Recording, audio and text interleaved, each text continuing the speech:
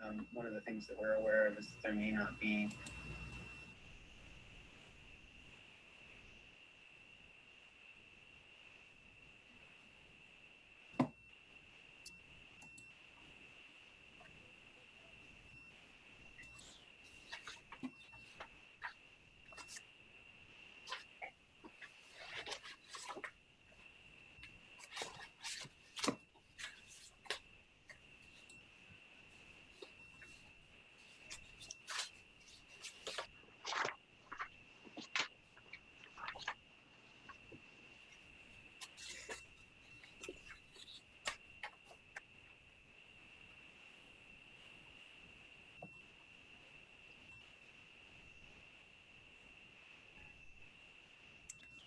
$7:01.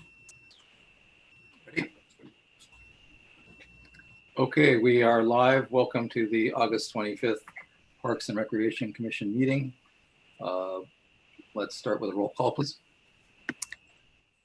Jeff Greenfield. Here. Ann Cribbs. Here. Jeff Lemire. Here. Jackie Olson. Here. David Moss. Here. Keith Reckdahl. Here. Councilmember Koo. Here. Oh. Thank you. If any members of the public would like an opportunity to speak during oral communications, please raise your hand and we'll get to you in a moment. First, next up is any agenda changes, requests, or deletions from anyone? If not, then we will move forward. Are there any members of the public who would like to speak?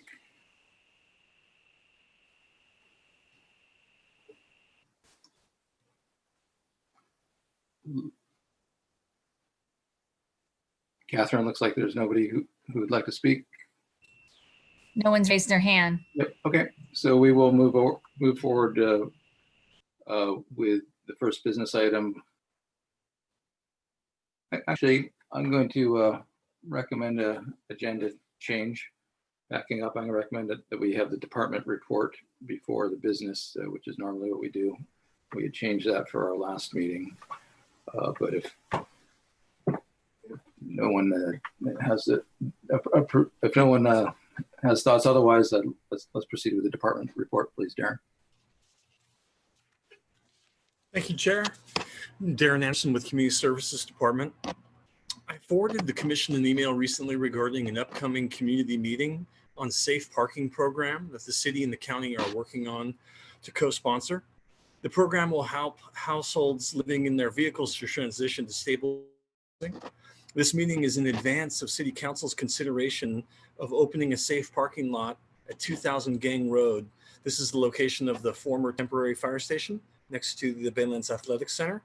The meeting is on August 31st from 6 p.m. to 7 p.m. And it's a Zoom link that you can find on the Planning Department's webpage. The upcoming council meeting on this topic is tentatively scheduled for September 14th. On August 19th, Foothills Park and Pearson-Rastadero Preserve were both closed due to concerns about park visitor and employee safety caused by the smoke from the nearby wildfires. Unfortunately, the proximity of the fires and the smoke continues to be an issue of concern, and both preserves remain closed at this time. Mid-Peninsula Regional Open Space District preserves adjacent to Foothills Park are also closed. This is Foothills Preserve, Los Trancos, and Montebello Preserves. An evacuation warning was issued as a precaution on the evening of Sunday, August 23rd for several areas within Santa Clara County, including Palo Alto Hills and the Foothills Park area. And I read just moments ago that the fire evacuation warning was lifted in Palo Alto by CAL FIRE thanks to progress on the CZU fire. Palo Alto Fire continues to monitor fire activity in our area, and a crew is stationed at Station 8 in Foothills Park for fire watch specific to the CZU fire. You can find more information on regional fire status and online resources at cityofpaloalto.org/news. On Friday, the city opened up the El Palo Alto room at Mitchell Park Community Center from Monday until this Friday. This will be 10 a.m. to 6 p.m. to provide a respite from the smoke due to expected continuation of poor air quality. And staff will continue to monitor and evaluate the air quality going forward and expand that time frame as necessary. We'll be following the CDC issued guidance for operating cooling centers during the COVID-19 pandemic. The Riconata pool has also been impacted by the poor air quality. The pool is adjusting, they're closed today, and they'll be adjusting the schedule day by day. There's a morning and afternoon air quality check to determine if they will be open or closed. And people can go to the pool website, that's paloaltoswim.com, to get information on the status of whether it's open or closed. Some upcoming activities in the parks. We've got Briones Park basketball court scheduled to be resurfaced in the last week of September. This project will be approximately 1 week. And the Riconata Park project will begin at the end of September and last through December approximately. And that end of the park, from the tennis courts to the Girl Scout house, would be closed during that construction period. The City of Palo Alto is holding a Zoom webinar on September 9th from 3 p.m. to 4:30 to share a high-level overview of current City of Palo Alto sea level rise adaptation projects and plans. And at this meeting, Valley Water staff will provide an overview of the South San Francisco Bay Shoreline Phase 2 feasibility study, the 2019 Safer Bay feasibility study report, and the Palo Alto Flood Basin Tide Gate Structure Replacement Project. I realize that gets a little convoluted and it's a lot of studies and plans, but I encourage you to participate in that training if you're available, that webinar if you're available, just to learn more. When is that? Pardon? When was that webinar? What This day? is on September 9th, and you've been sent an email on this already today. So this is September 9th, 3 p.m. to 4:30 p.m. In addition to Valley Water making a presentation, Palo Alto staff will also provide an overview of Palo Alto Horizontal Levee Project and the sea level rise vulnerability assessment and plan. And more information about this can be found at the cityofpaloalto.org/sea level rise. Regarding the Foothills Park access pilot that was last presented to council on August 3rd, I'm working with the city manager's office, the city attorney's office, and planning department to prepare for returning to council with pilot options that meet the criteria that council defined. A little brief update on COVID-19 health guidelines, some changes since we last met. The county guidelines now allow for individual picnic tables, barbecues, and park benches to be open, while group picnic tables and areas still remain closed. A little bit of confusion around playgrounds. Bear with me just for a second. The county guidelines currently state that you may have playgrounds open. The county guidelines also say that you have to follow the state guidelines if they are stricter. The state requires playgrounds to be closed, and because of that, our playgrounds remain closed at this time. The guidelines also specify that drinking fountains need to remain closed. Summer camp programming wrapped up earlier this month. The program was a success with over 900 children participating in virtual and in-person programs. Nearly 90% of the open spots for in-person programs filled up, and a lot of happy campers participated in the program. The fall programming is now posted on our catalog webpage, and CSD has developed over 300 in-person and virtual programs for adults and children. And all, all programming will follow county guidelines. And that concludes the department report.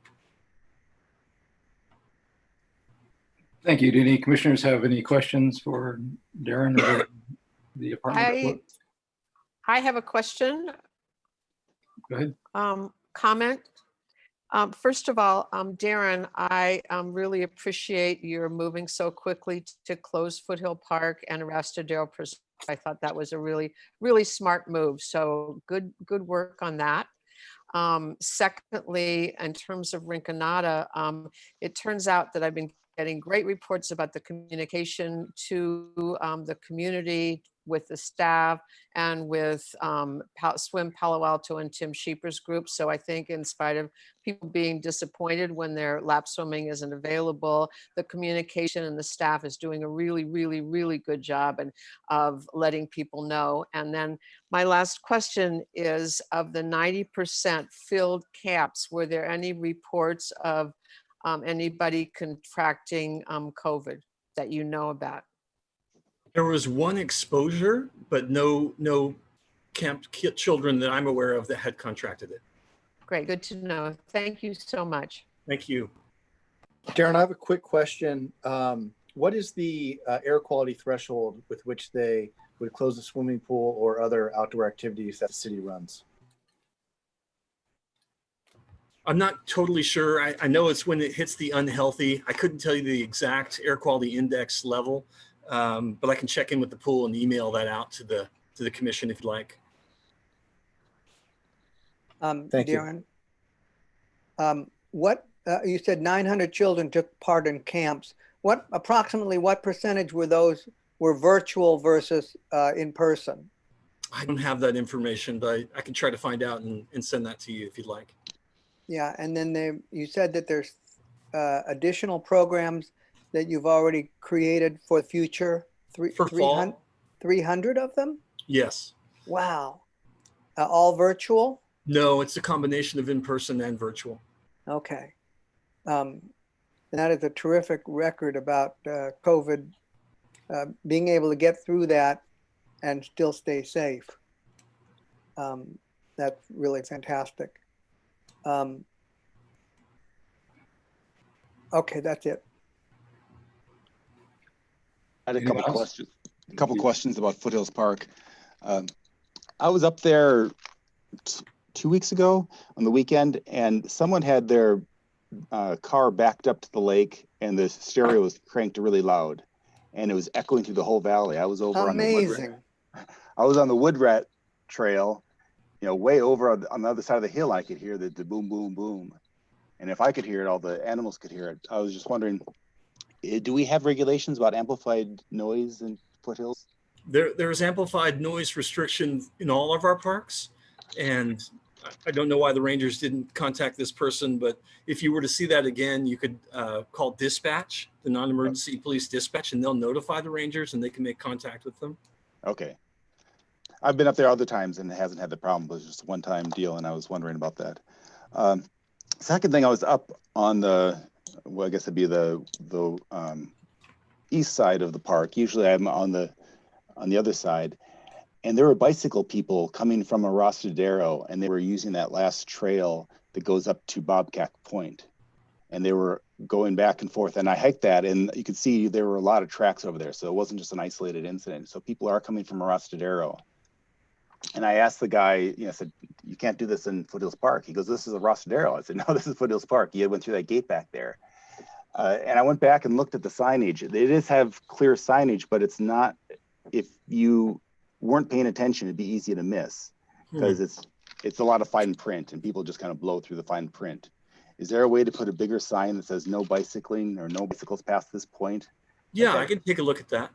Okay. But you had said that there is bicycling allowed on the roads, but not on the trails. That's confusing. And so so whatever signage you put there, you should make that clear. Bicycles have to enter the front gate. Only pedestrians can enter that gate from Arrastadero. Okay, that should be made clear. It is on that gate, but I Yeah. understand your point that it might be just too small and hard to see as you're coming in. We can certainly look at enlarging that or adding the appropriate signage.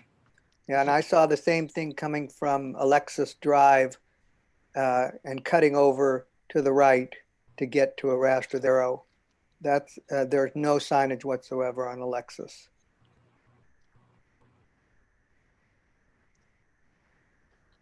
Okay, and one more question about when the council made the motion to rename the park, was that a part of the motion, or is that something that's going to be coming back? So was that officially passed by council or not? That was passed by council. However, it requires some changes to the municipal code, and that will be coming back in the package that I bring to council. Okay, even just the name change? The name change is in also. Yeah. That's the municipal code also? Right. Why is that? The name is in the municipal code and referenced there, and the attorneys advised me that would be one of the several municipal code changes that we'll bring, including the change from misdemeanor to infraction and the one that would allow a pilot. Okay. Okay, thank you. One more question about Foothills. How close did the fire get to Palo Alto? I don't have that information. I was looking at that earlier today. Palo, the Redwoods, Portola Redwoods Park, a big chunk of that got burned, but that's still over the hill and down a bit. So even like Long Ridge, that didn't get hit at all. So I think we're okay. That Foothill to the Sea hike that I did that started at Arrastra there and went through Foothills, half of that path was burned. Everything from Pescadero Creek and Portola through Big Basin, through Bootenau was all burned.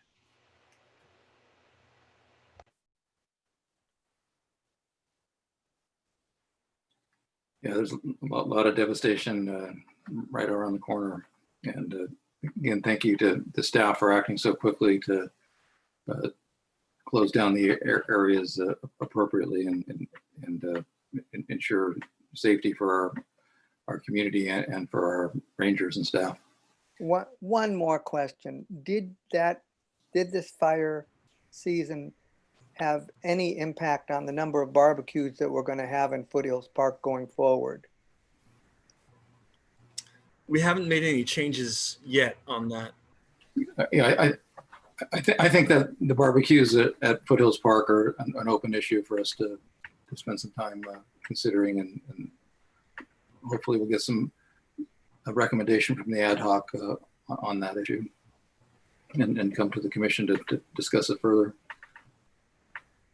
Darren, I have a quick question. The extension, the closure of the Girl Scout house area at Riconata Park, essentially that's just an extension of the area that's already closed for the JMZ construction. I think that's right.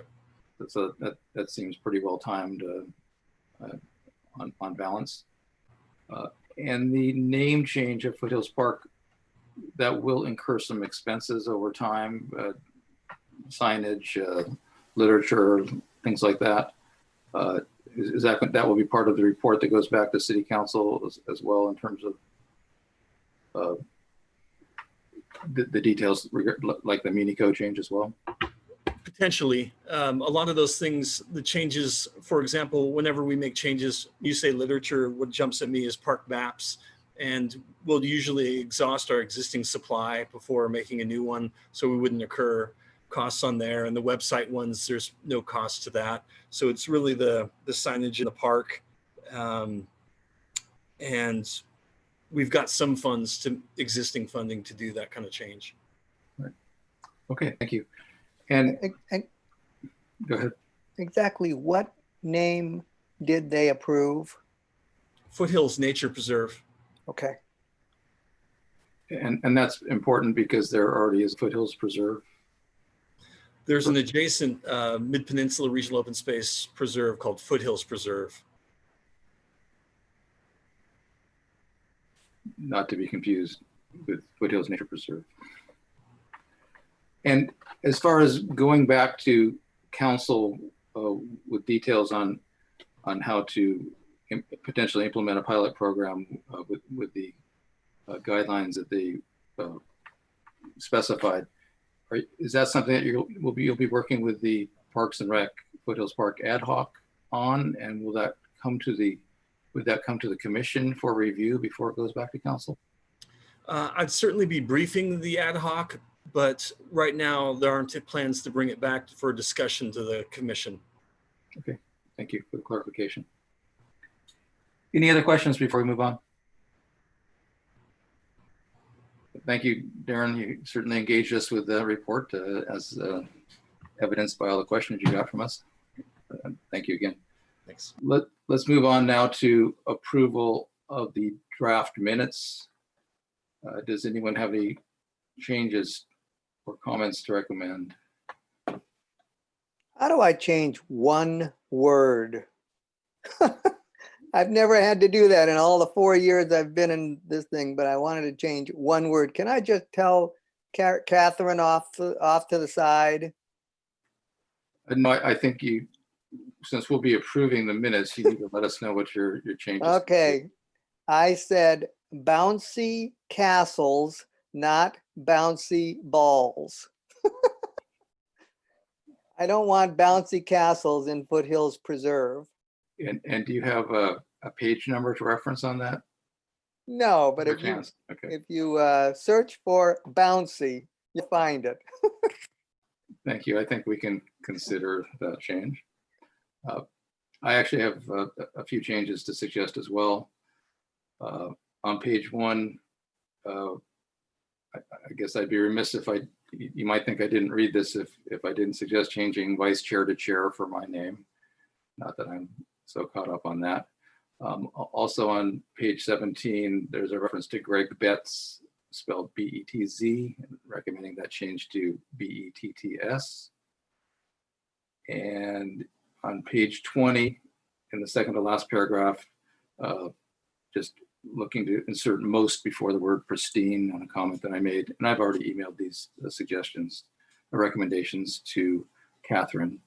And the final recommended change is to include links to the presentations with all of the minutes. And so in this case, it would be a link to the presentation that was made during the Foothills Park panel discussion. That was not actually part of the agenda. So if it's not included with the minutes, it doesn't become part of the public record or to be easily accessed without watching the video. So those are my recommendations. Anyone have any comments? I move we approve the minutes. Thank you. Thank you, Keith. Do we have a second? I second. David and Jackie racing for second. Give it to All in Jack. favor? Aye. Aye. Aye. Maggie? Aye. Do we need a roll call vote for that?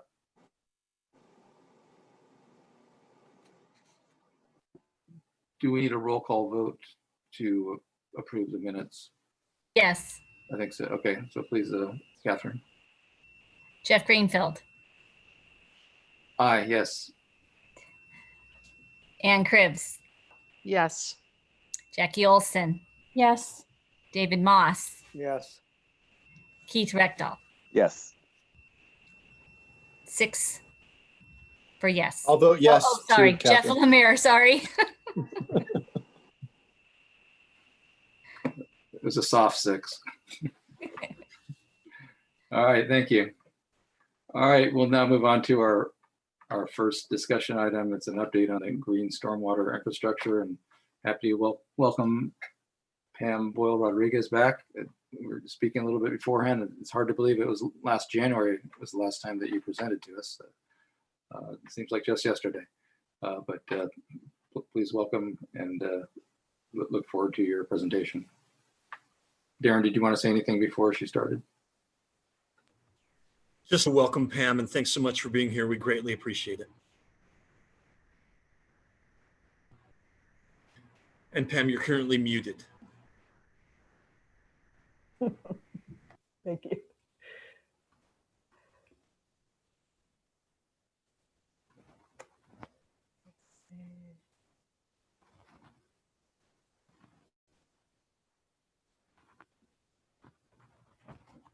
Okay, does everyone see my presentation? Yes. Yeah. Yes. Thank you.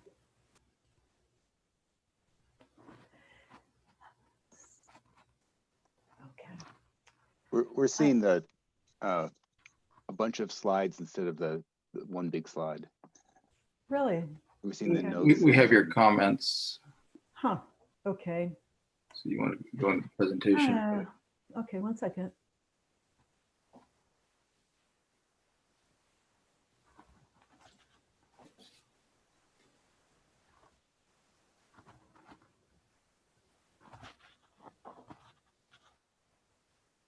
Okay, believe it or not, I've tested this about 10 times. But that's how it Peter, is. do you have a tip here for us? Is it still there? Yes. Okay. All right. Well, let me just do something else. How about that? There we go. Okay. Okay. Thank you. So thank you for having me, commissioners and Councilmember Koo. And thank you, Commissioner Moss, for giving me a lot of feedback and suggestions about what to bring to the commission. Commissioner Moss has been the liaison for the Stormwater Oversight Committee, and he's brought some really good ideas, and it's been helpful to try to bring the ideas of GSI with Parks and Rec and also stormwater management. So I thank you for that. So as Chair Grimfield said, I came in January 2019 to talk to you about the then draft Green Stormwater Infrastructure Plan. It did go to council in, I believe it was June of 2019, and was accepted by council. Afterwards, we had it printed, and in the fall, disseminated copies of these plans to your commission, the Planning and Transportation Commission, and the City Council.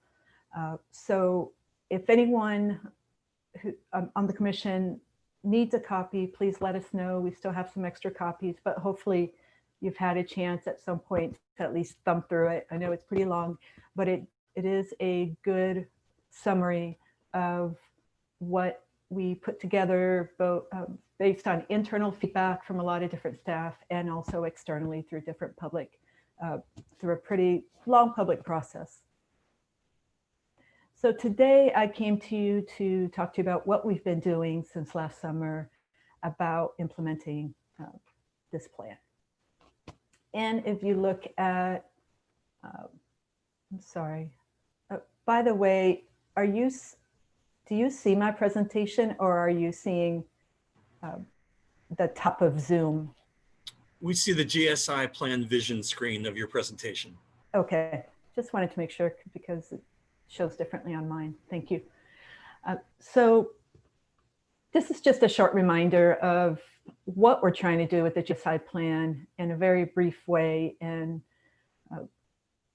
that's basically with the presentation. I'm just going to go through it briefly. I'm trying to focus on items that we're working on that are most relevant to the Parks and Rec Commission. And I'm not going to get into too much detail about anything, but please feel free to stop me along the way or ask me about anything at the end that I haven't mentioned yet. So the intention of the Green Stormwater Infrastructure Plan, and from now on, I'm just going to call it GSI to shorten things. So the intention of the GSI plan is to begin to transform our traditional storm drain system. As we all know, on the left, you see the storm drain inlet. And traditionally, everyone wanted all the rain that hit the pavement to get out of their neighborhoods, to get off the streets for made sense for safety. But unfortunately, there were some unintended consequences to water quality and a lot of other things, and it's really hurt our San Francisco Bay. So the intention of this is to start envisioning a different way to manage stormwater, and to start looking at what are some green ways, some natural ways to manage stormwater so that we can infiltrate it, we can capture it for irrigation, we can allow plants to use it, and we can also provide a lot of multiple benefits with that. So, currently our intention, and I don't know if it'll ever be our intention to completely transform the system, but what we want to do is try to revisit how we do things and see if we can start to complement our traditional system with GSI, and maybe along the way, start to transform it little by little. And this will take a very long time. As we all probably know, we can get a lot of different benefits from GSI, and that is one great reason that we would like to see more GSI in neighborhoods in our cities, because as we know with urbanization, there's been a lot of negative consequences. So as we integrate GSI into our neighborhoods and revitalize our cities, we can begin to reduce stormwater flows, we can improve water quality, we can provide, in some cases, safer routes to schools or safer bikeways, safer places to walk, which is incredibly important now that we're using streets very differently during the pandemic and hopefully in the future. It helps to slow down traffic. It improves our air and water quality. It brings much value to communities and in many areas throughout the nation. There's been a lot of studies that show that houses in neighborhoods with GSI tend to go up in value. So there are a lot of different benefits to GSI and a lot of reasons why we want to do this. Oops, sorry about that. And I wanted to show you, without getting to it too much, some examples of how we can integrate GSI into parks. So thus far, we've looked at how to integrate GSI in a lot of our city facilities. There's private properties that have it. And then there's, as you all know, Charleston Arrestadero, which just finished recently, is our first green street. It does have a handful of GSI facilities, and hopefully in the future, we can have more in other streets. But we can have, as you can see in the top left, we can include trees in landscaped areas. We can amend soil to improve infiltration. We can have permeable pavement, even permeable parking lots. On the right, top right, you can see that we can capture rain and use it for irrigation in parks. We can infiltrate it. We can use it for trees. We could even irrigate playing fields if we have large underground detention storage. We have that's a lot more expensive as compared to putting in cisterns or permeable pavement, but it is possible. These projects are happening in other areas, and so it's something that we can consider. There are definitely many challenges because it would mean closing the fields for a certain amount of time, but I'm not going to get into those challenges right now unless there's some questions about it. As you can see at the bottom right, we have a lot of paved trails and roads. The Bay Conservation Plan, and forgive me if I'm, I think it's BCCP, whatever that is. I'm sorry if I'm not remembering the name of it, but we did integrate some pervious pavement into the parking lots and some of the trails there, and have talked about that vision and whether we can, whether it can come to fruition. We're not sure because we don't yet have the funding, but the first step is trying to get these ideas into plans and potential designs. And again, bottom left, talking about renaturalizing our streams and creeks. And that's one thing that's happening by the North Ventura Coordinated Area Plan where Matadero is located. So this is an example of what would be called a bioretention area. There's a lot of terms that are thrown around that can mean similar things, but in general, this is sometimes called a bioretention area or a stormwater planter. But the main thing is to understand that, I don't know if you can see my cursor, but you can see that there's iron grates along the sidewalk, along the paver, next to the curb and gutter. And so there's stormwater, when it rains, there's stormwater picking up pollutants, oil and grease, copper from brakes and other items, maybe pesticides, picking up trash. It's going into these grates and it's being captured in these stormwater planters. So there's an added benefit to the stormwater planter that it actually captures trash and doesn't allow it to go to our storm drain system, which takes trash and other pollutants straight to our creeks in the bay. So we can capture trash as long as we're maintaining it. We're not letting it become an eyesore. We could also put trees in there if we adequately design for them and allow enough root growth. Here's something else that we've been working on, our group, with talking with Peter Jensen and Urban Forestry about how can we start to create systems where we have enough root growth. These are called suspended pavement systems. And as you can tell, they're pretty much like big plastic crates, but they allow the tree to grow much taller than a stunted street tree that you might see in some places. The tree roots can spread out. There has to be, appropriate soil and gravel, and, there's a design that's involved, but basically it can be made so that not only is there appropriate room for a large tree, and which meets urban forestry goals, but these systems can also capture stormwater. And you can see this is along a street. This is not a local picture, but you can see there's an opening on the street that captures stormwater, and there's a tree in there. And this likely probably has a suspended pavement system. Otherwise, these trees are not going to get much taller. So we're working closely with urban forestry to do that.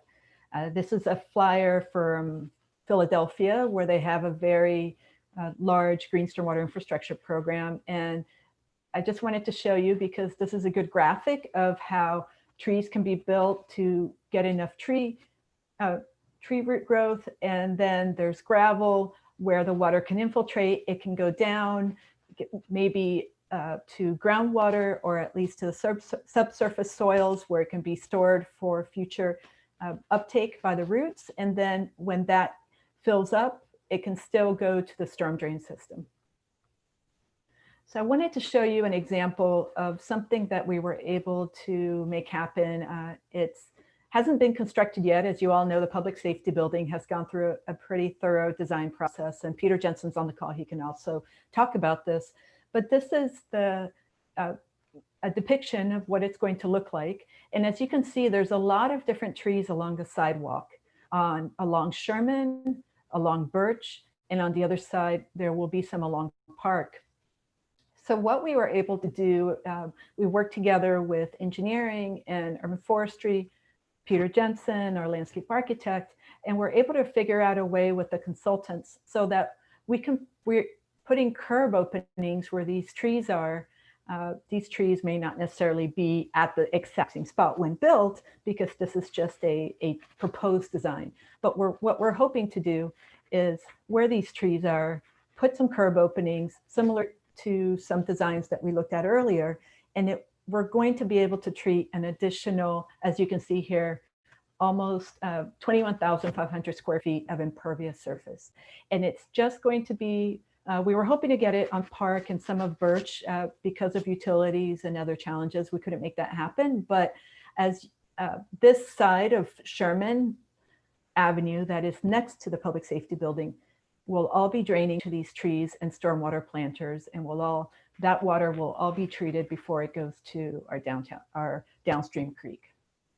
So that's one example of something that we're doing to try to combine urban forestry goals with GSI goals, and meeting both goals, and also being able to leverage an existing project. So before we were able to make this happen, there was going to be stormwater treatment on site due to different requirements that are in place. But now, not only are we going to treat the impervious area of almost 50,000 square feet, but we're going to treat that additional impervious area from the street. And some other things that we're doing, I'm just going to touch on this briefly. One is that if you look at the implementation chapter, that's one of the last ones in the GSI plan, we talk a lot about a lot of ideas that we would like to implement, and some of them need to be done chronologically, and there's a lot of things that can be done in parallel. But all that to say is that we definitely need support. So it took a while, but we are in the midst of finalizing a contract with the consultant team for a 5-year contract term, which is pretty long, but it's because we have a lot of different products that we want to create, a lot of different processes that we're going to go through. And because working on them simultaneously will help us be more efficient with our funding and help us be more efficient during our schedule, so that implementation can come faster, we're doing this longer contract period. So more to come on that. We're also working on calculating impervious surface throughout the city. So I realize I should have explained what impervious surface is, just in case. So it's the surfaces in our city where water cannot infiltrate. It can be anywhere from concrete, a rooftop of a building, of our home, our driveway, sidewalk, streets. It can even be if there's really very compacted soil, to a certain extent, it is considered impervious. What we're focusing on is looking at these areas. This is not Palo Alto, but it is an example just to show you it's using a lot of computer analysis, but it basically looks at the red areas, which are impervious, and other areas that, that red is pervious, and the blue-green is impervious. And so what we're going to do is basically use a process, a pretty technical process, with consultants' help, because it's going to be very time consuming, but we're going to calculate how much impervious surface we have in the city. We're going to work with urban forestry and try to figure out if we can use their canopy cover tool that they're working on to also try to figure out how many kinds of trees there are as within the pervious surface, excuse me, and try to come up with some goals to reduce impervious surface over time, but we need that baseline first. We also have an outreach plan that we started working on a few months ago, shortly before shelter in place, that we're using to focus, to increase awareness of GSI and stormwater pollution prevention, and to increase participation in our stormwater rebate program, and hopefully down the line to increase the participation from residents in the stewardship of our different GSI measures. And I'm glad Peter's on the line, so I'm really thankful to him for helping us with try to integrate some GSI into a Riconata project. I'll also be talking to you a little bit about our stormwater rebate program and a pilot in the Southgate neighborhood. So I just wanted to show you, this is a budget that was approved by our Stormwater Oversight Committee. So Councilmember Moss has been part of these discussions. And just to show you some of the items that we're able to fund with our stormwater fee. So right now we get approximately $385,000 a year to work on GSI implementation and the construction of GSI. Because GSI costs a lot to construct, it's good to use this amount to leverage other projects. So in this case, we're going to be leveraging the Riconata project and be able to add some GSI to that project. The plan implementation is the item that I mentioned before. It's going to help us create a guidebook so that we know as staff how to build GSI in our city in a very consistent manner, so that when you see something in one corner and you go to another part of the city, it's designed in a very similar way, which for most eyes is not going to matter. But for us, it will matter, because it's going to allow us to manage them and maintain them over long term. And it's also going to allow us to measure performance and effectiveness of them over the long term. And so we're hoping that in about 5 years or so, and maybe sooner, we can have a public facing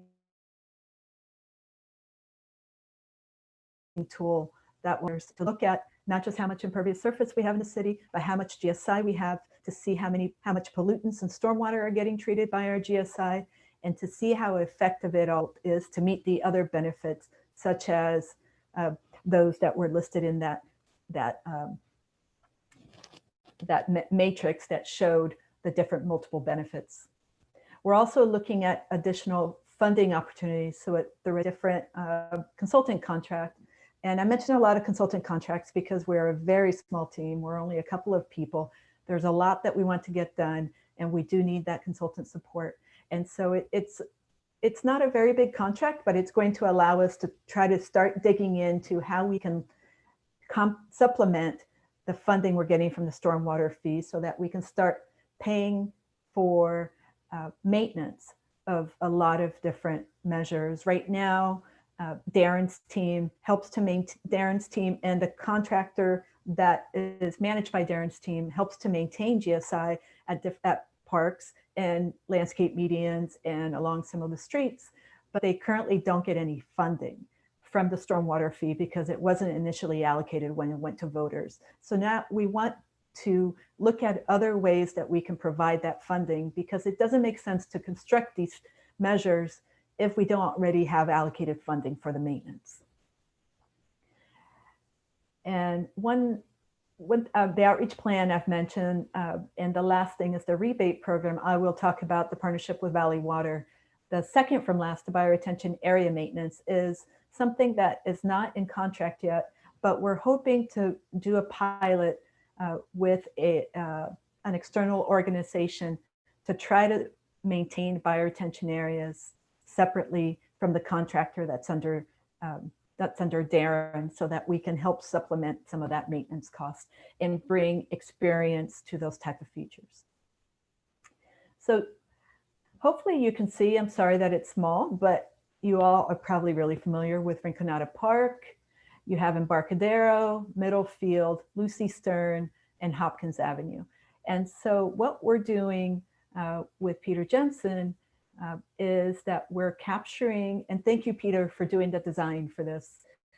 We are capturing roof runoff from Lucy Stern and from most of Hopkins, and we're going to put bioretention area in. There's the design, I'm not sure if it's finalized.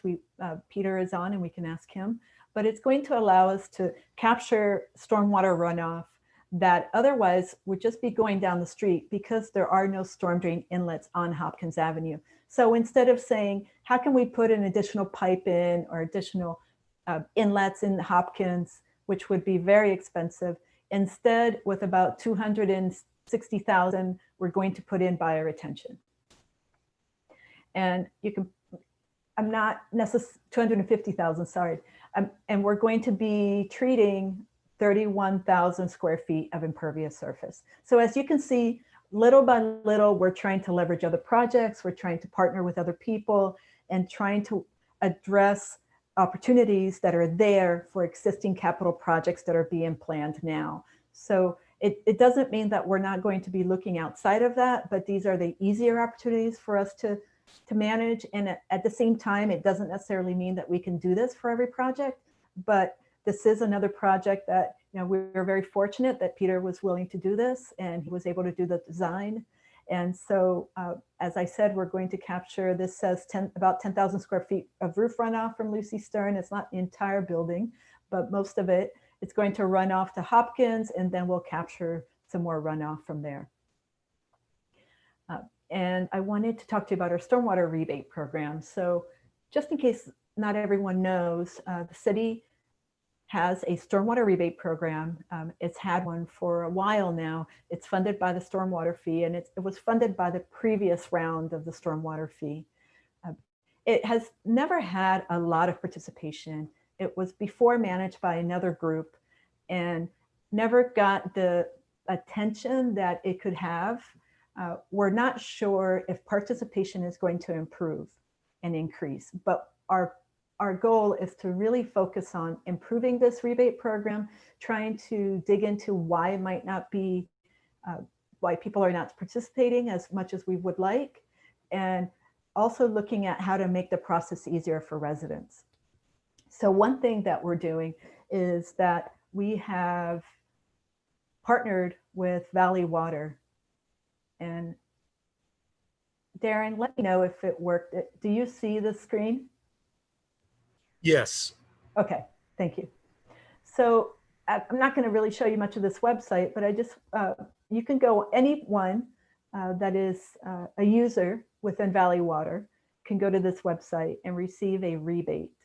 And Valley Water provides rebates, you can see here, for rain barrels, cisterns, and rain gardens. So we provide rebates for rain barrels and cisterns, and we're just started to provide rebates for rain gardens. We also provide rebates for pervious pavement. But what we've done is we've created a partnership effective July 1st with Valley Water, and under a larger umbrella partnership that utilities also has with Valley Water. And what we're doing is we're providing matching rebates, but through the Valley Water application program. So before, we're still willing to provide the matching rebates, but a resident had to go to this website and go through the process of applying. And then they also had to go to our process and apply separately. So now for these three items, the rain barrel, cistern, and rain garden, residents and also business owners or employees, if they want to do something, or renters, as long as they have permission from the building owner or their homeowner, they can apply on here for a rebate, and they will receive one from both Valley Water and from us. There's different criteria that has to be followed, but at the end of the day, it is not too hard to meet that criteria, and as long as it's met, the rebate is received. For pervious pavement, it would still need to happen just through the city, but we're hoping that that will make it a little bit easier for residents. We also conducted phone interviews of past applicants to figure out any lessons learned, what they liked, what they didn't like about our program, to try to use that to improve our program. We recently sent out an online survey. Hopefully you all have seen it. We've sent it out through a lot of different distribution channels. If you haven't seen it, please look at the newsletter from the city manager's office. And if it's okay, Darren, I can share the link with you and you can share it with the commission. And it's to help us understand how, sorry, were you going to say something? Only to say yes, I'd be glad to do so. Thank you so much. And it's to help us understand what those who live and work in Palo Alto think about GSI, understand about GSI, and to gauge what kind of participation they might have in the future. I'm not going to go to this link because I'm probably taking a long time, but we're also rebooting our Stormwater Rebate program website, and we'll be sending out an email to let people know when it's ready, hopefully in the next couple of weeks. And we're intending for that to be much easier to use. And we're also hoping to have signage in the future. For anyone who puts a rebate measure in their property, we'll be providing a sign so that people who are walking by on the sidewalk, driving by, they'll be curious, what is that sign? And maybe that'll bring attention to the rebate program. And then also we think that as with other programs like in Seattle, where these two pictures are from, where they also provide signs, it's been really positive for those who put in the measures. They are very proud of what they put in. They take care of them. They put in a lot of maintenance, and they want people to know what they have in their yard. So this is a pilot project that we are doing in the Southgate neighborhood. And I'm just going to go to the link because this is a pretty small picture. And you all are likely aware of the Southgate neighborhood. And I just wanted to show you this. Palo Alto High School is over here. Pierce Park is on the southeast side over here. And all these blue areas and also the purple, these are areas where we put in buyer retention areas and also pervious pavement walkways about probably 6 years ago or so. And this was done because there is no storm drain system in this neighborhood. And the Public Works Storm Drain Group, engineering group, had the foresight to do something different. And so there's actually buyer retention areas that help capture the local flooded corners and other areas in the neighborhood. And what we found is that this is a great place for us to start working on a pilot partnership with grassroots ecology. As you all know, grassroots ecology helps restore different areas to native vegetation, helps support other contracts, works with our own Parks Department in the Foothills and Baylands. And because they have their own nursery, they have a lot of knowledge about native plants. We're starting to work with them on this because what we want to do is try to integrate more native plants into our buyer retention areas. And within that, hopefully also more pollinator species. This is something that is the way that GSI practitioners are moving. And it's also coincides with requests that we've had from our residents. And so what we've noticed when we visited these sites were that there were some areas that were looking okay, that were maintained pretty well. And there were some areas where the plants weren't looking very good. And so, oops, sorry about that. So these are examples of areas that are not great. So you can see on the right, this area is still functioning in that it probably can still capture stormwater. But in terms of the benefits of native vegetation, providing habitat for some, birds, bees, anything else, insects, it's not doing very well. You can see the compost is gone. Whatever mulch was there is gone. And it's really just a rock bed. On the left, it looks a little bit better, but it's still, it needs just some additional stewardship. And unfortunately, when these were built, when they were constructed, there was the agreement for the landscape contractor that the city has to provide this maintenance. But what we're finding in the Bay Area and really nationwide is that a lot of landscape contractors lack the expertise in GSM maintenance. So these kind of things happen unless we are proactive and take some steps to improve it. So that's what we're doing in the Southgate neighborhood. And so what we want to do, as I mentioned, is increase community awareness and engagement, improve the function of these bioretention areas, and reduce the demand on the city maintenance crews and the city maintenance contractor, and try to come up with some standardized ways to maintain these sites that can, at the end of the day, be more efficient, but also support a higher performance from these areas. We want to increase pollinator species, and hopefully to, Southgate neighborhood is already a very attractive neighborhood, but we want to beautify these type of areas to make them more attractive. And, the better, we believe, the better these bioretention areas look, the more support we can get for them. If they end up being planted with a lot of species and they look great, and then a year later they start to just be an area with rocks and some weeds, then we're not going to retain the support that we got. So these are two areas that we're going to focus on first. And what we initially wanted to do was work with the neighbors and also invite volunteers from the city. And we were going to do this in April. Unfortunately, we had to change our plans. And so what we're doing now is that just staff from Grassroots Ecology and staff from the city is going to go out there, and we're going to try to revitalize this area. Grassroots Ecology has grown plants in their own nursery for these areas. We have a plant list, we have pollinators, we have natives.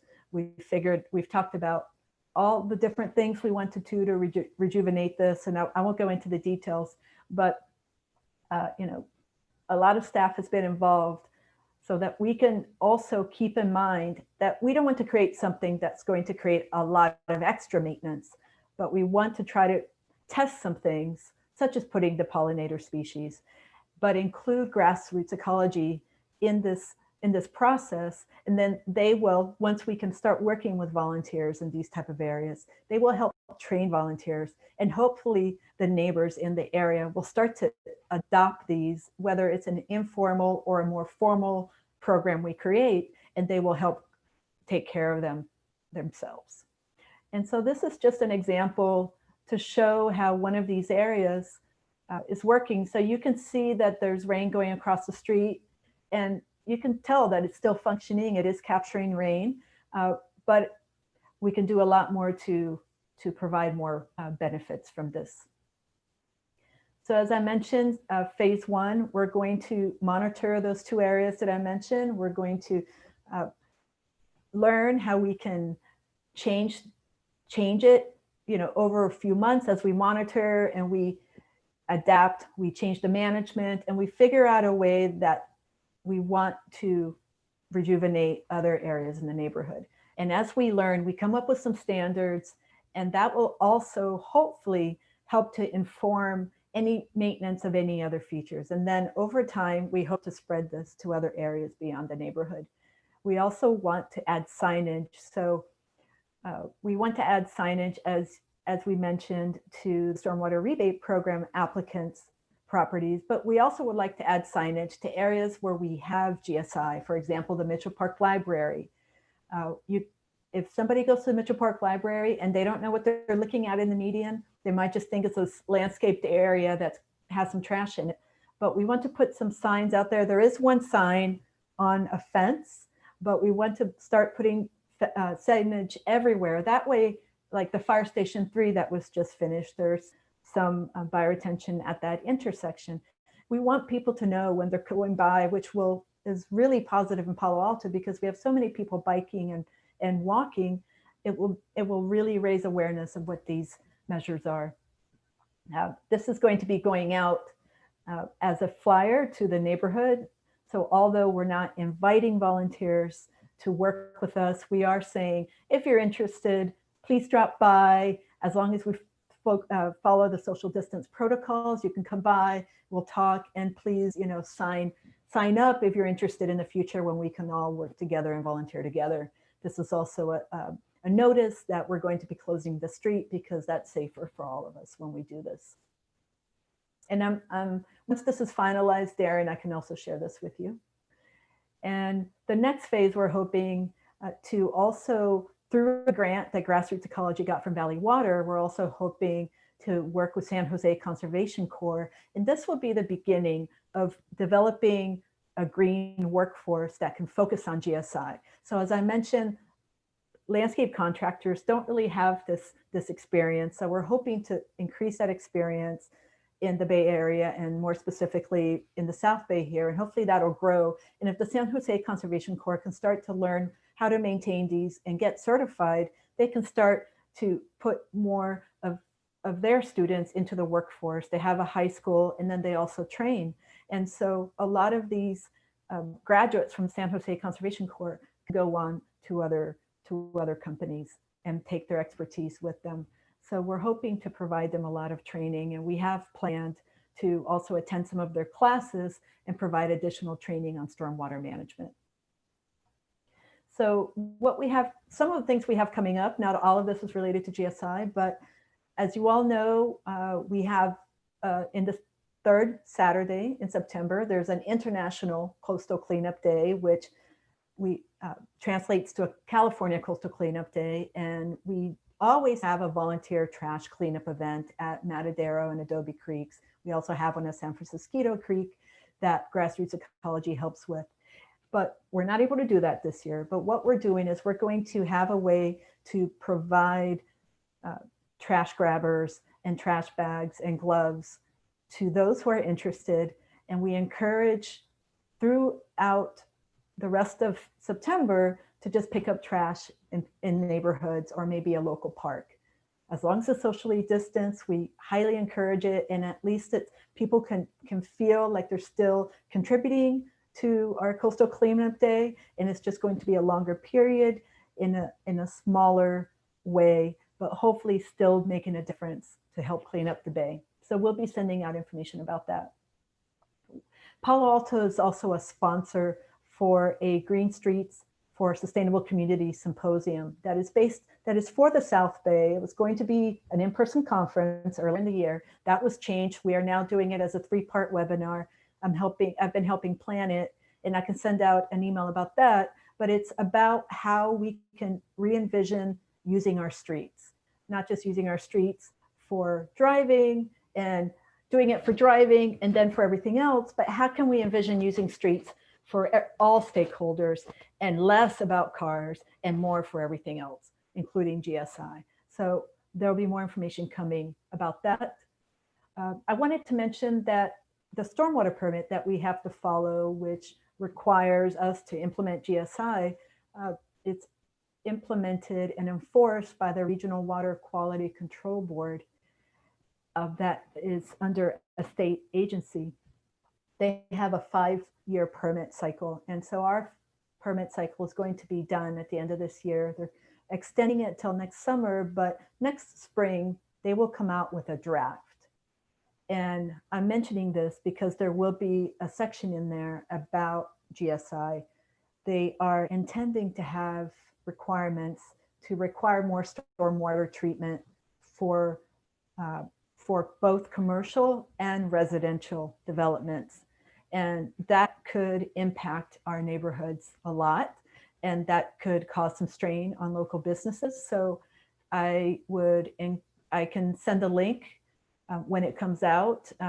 We're not going to, we definitely can't ask you to provide particular feedback, but I just encourage you to be involved in that process because it will, once that gets adopted by their board, it will be in place for 5 years. And as we're all very focused on trying to have a healthy comeback once the pandemic is over, and the regulators are focused on that too, but they may have a hard time seeing how to balance it all. And so it'd be great if the public can provide comment on that. You already received an announcement from Darren about the sea level rise webinars that are coming up. There are going to be webinars coming out for all the different key topics that are in the sustainability climate action plan. one of the last ones is going to be about natural resources, during which we'll talk about urban forestry. Walter Passmore and I will be providing that webinar. We'll be talking about urban forestry, decreasing pesticides in parks, GSI, and some other things. So more to come on that. Just wanted to let you know those are coming. They will start, the sea level rise will be the first one. I believe the natural resources will be the last. So from September till the end of the calendar year, there will be webinars every 3 to 4 weeks. You'll also be seeing social media ads. I don't know if any of you are on social media, but there will be social media ads coming out about GSI and about our stormwater rebate program. We've never done this before, so we're excited to get the word out. And we are going to have a new website around January, February about GSI, on which we're hopefully going to have maps of all the GSI that we have in our city and information about each project, being able to zoom in on maps and look at different things. There's going to be a lot of features. If you all have any comments, please email me if there's anything you want to see on the website. There's a lot of work to be done on it still, but we're hoping that it'll be a good resource, so that right now we just have a pretty basic GSI website. This will really, hopefully, increase understanding and awareness of GSI in the city. And that's it. Thank you for listening to me talk for probably a really long time. I appreciate that. Thank you, Darren, and thank you, commissioners and Councilmember Koo. I'm happy to take questions. Thank you, Pam. Before we go to commissioner comments, are there any members of the public who would like to speak? If so, please raise your hand. And it looks like there's nobody looking to speak right now. So we can move into commissioner comments. So, but first, Pam, thank you very much for the presentation. It's always great to get such an informative and detailed and focused update. Lots of stuff good, or lots of good stuff coming out, and it's really great to see the progress and the implementation over the past year. I'd like to start with one quick question. I'm wondering if you can clarify where your funding comes from. And I thought I heard you say it's $385K per year, and I wasn't quite sure how that broke down. And I'm interested to know what percentage comes from the general fund that's allocated by council, and what other sources of money do we have coming in, and what's the percentage breakdown, and how are we looking to change that? In terms of funding, the implementation funding that I spoke of to support all the different plans and other items, including the stormwater rebate program, that all comes from the stormwater fee. So it's $385,000 for the stormwater fee. We carefully manage that because it's not a lot. Aside from that, separately from that, there is $125,000 to be used for the stormwater rebate program and other innovative projects if something different comes along. We've been using that also recently for implementation, and we have currently we allocate $25,000 for the stormwater rebate program, which doesn't seem like a lot, but we actually don't even have to use it that much each year, which is why we want to increase participation. We want to increase that allocation of $25,000. We're hoping that that will increase once people know more about it. We're not really sure why people are not participating. We have no funding from the general fund going toward implementation and going toward our program itself. However, there is general fund, some of the general fund budget may go toward a capital project that may include GSI. For example, the public safety building, where they're also treating part of that street, part of Sherman Avenue, that will come from the general fund. The Riconata project will be coming from the stormwater fee as well. In general, we have not requested any general funds yet for GSI. We're hoping to have a better sense of what implementation will look like, and we may find out that we need to go to the general fund for that, but we have not decided to request that yet. Thank you. And the rebates are paid for by Palo Alto or by Valley Water? So the rebate page I showed you, that is from Valley Water. The match from the city comes from the stormwater fee. So the rebates, half of the rebate amount is coming from Valley Water and half is matched by the city?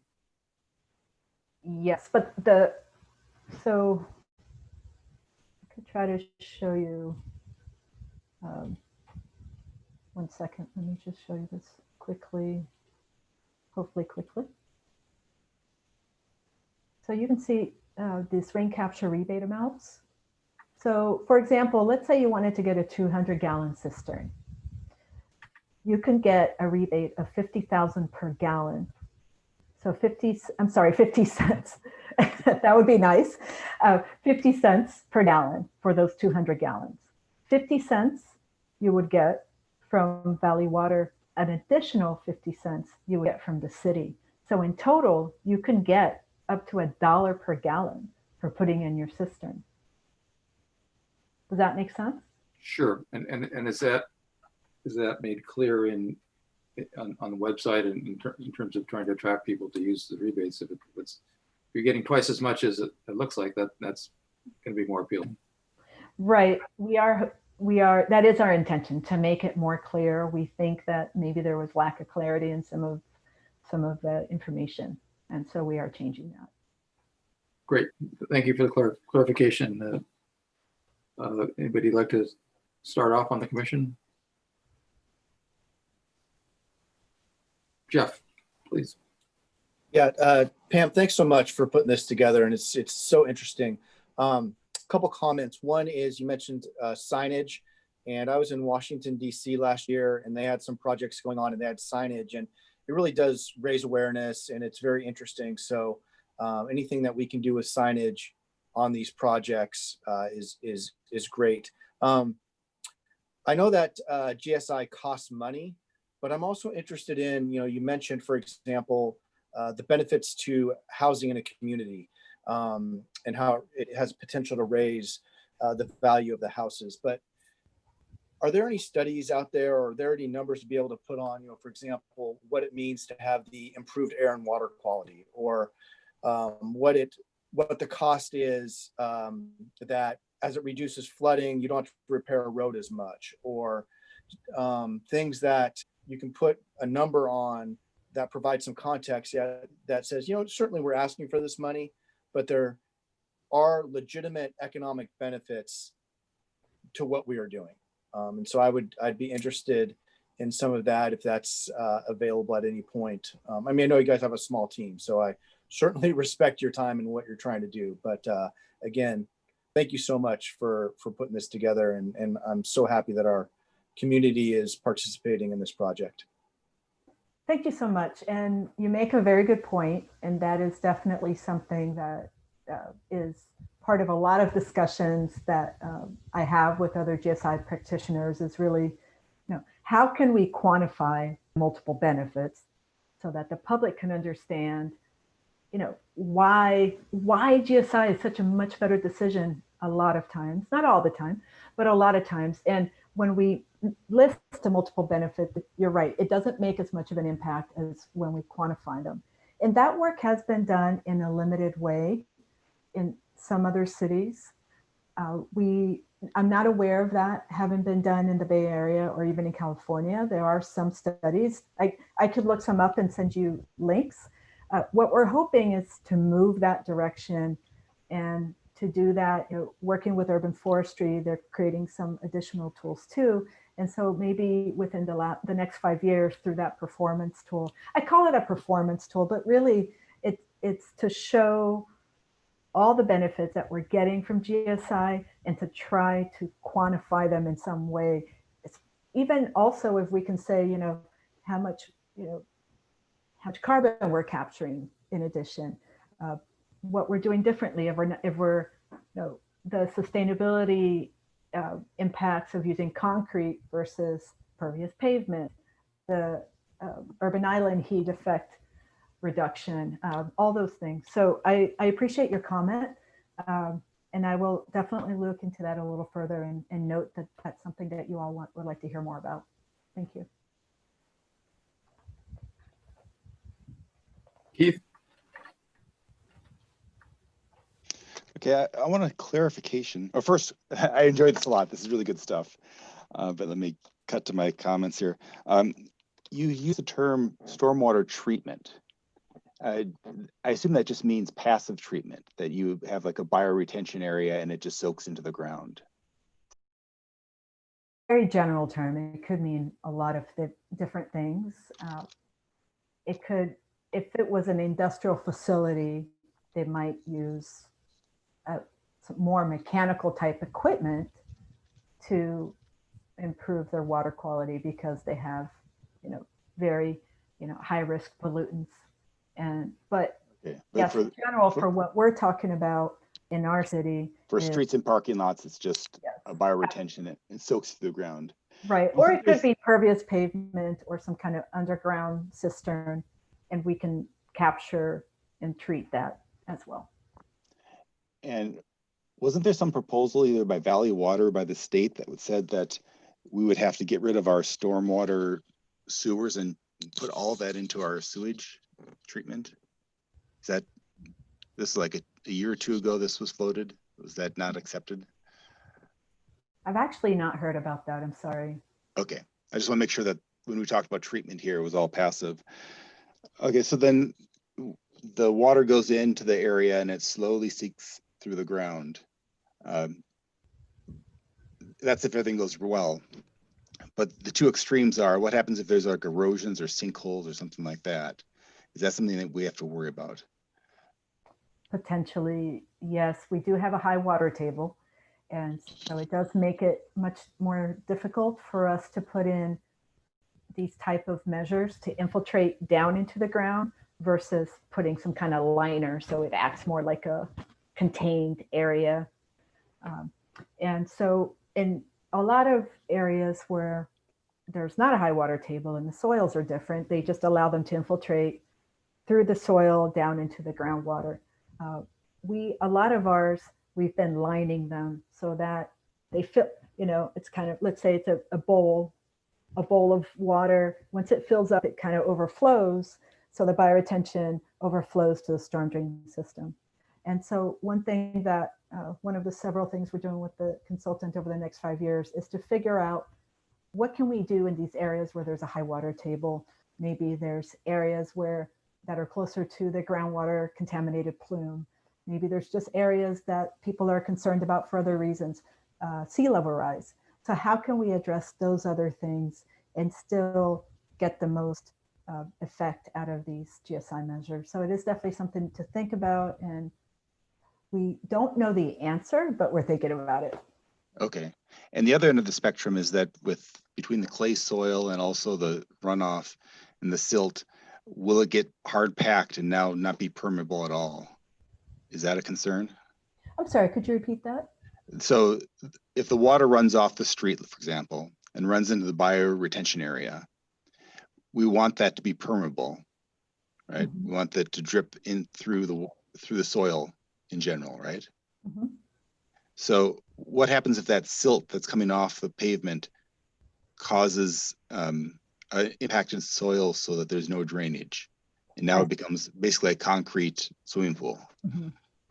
Well, ideally, it's being maintained in a way that silt that's covering it is being removed at a frequency that's necessary, maybe twice a year, maybe once a year, but it's being removed and it's being replaced by additional mulch and compost on a yearly basis. So if that's happening. So there is regular maintenance on these things. We just don't let it go. That's correct. Okay. And is there any concern about pollution building up? If the stuff that comes off the roads has a lot of oil and other pollutions in it, do we have to worry about that being concentrated in these bioretention areas? That's a very good question.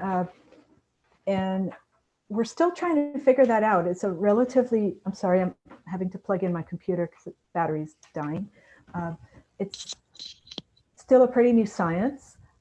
What we're finding is am planning on is that there's a need to replace the soil at some point because it could potentially be contaminated. So the best thing to do is to have a monitoring program in place where we can measure and maybe send the soil for analysis every few years, especially in areas where we think they might be higher pollutants coming off the streets or off rooftops. And if the soil has particular pollutants that are too high, then we would have to remove the plants, remove a particular depth down to a particular depth and put in new soil. So that replacement though is not thought to need to happen more than maybe every 15 to 20 years, unless it's a highly polluted area. Okay, that's good. You talked about the suspended pavement. I'm really excited about that because for the street trees, we have so many constraints. And if you can get rid of that root constraint, it allows us to do a much better, perhaps have a native plant instead of something that's non-native. How robust are those designs? How durable? It looked like there was a lot of plastic and stuff that could degrade over time. And my concern is that we have a tree that gets to be 30, 40 years old, and it's this big mature tree. And then all of a sudden that area under in the roots decays, and now the whole thing tilts over and we lose the tree. So how durable? Do we have experience with that? Yes, they've been used in other parts of the country for maybe 30 years or so, 30, 40 years. And they've been successful. There haven't been any known, very little known issues where there's actual collapse. There might be a sign that something is going wrong, and then you might need to do some improvements. And then, yes, you would need to take the sidewalk out. Ideally, you would design it in a way so that you plan for this. You plan for some kind of long-term maintenance and replacement. But in general, there's particular soil, structural soil that is intended to also keep that up. So if for some reason that starts to disintegrate, you still have that other structural soil that's holding up the sidewalk. Okay. So generally, it's not really known to cause a problem. And can you comment about how well the Middle Park Library areas, those like retention under the parking lot, how well they're working? So we have some parking spaces that are pervious, and then we have the bioretention in the parking lot itself. And so you're talking about the parking spaces? The parking spaces, yeah, because that's pretty complicated because there's like layers of stuff under there to keep everything open. Right. Well, do we have good? Or we had a good experience with that? We do have our public works group does sweep it really often. Sometimes what is missed in this type of maintenance in general is that some of the corners are missed. So they might get clogged. If you don't have someone going in there with a blower, you need to get everything out, and then the street sweeper picks it up. So some of the areas in Mitchell Park have started to clog, but it's not very much. And really it just needs to get a good pressure washing, and then it'll be fine. So we kind of have that in the back of our head. There's a new pressure washing contract that's going to go in effect. So pervious pavement, we haven't looked into ours very much. I mean, we have that area. The Junior Museum and Zoo, as you probably know, is also going to have pervious pavement in some of the parking spots. But we don't have a lot of experience at the city of Palo Alto, but there have been a lot of studies about pervious pavement. And so we know the best practices, and we're going to apply those to maintain that area and see if it works. There's some infiltration tests that we can conduct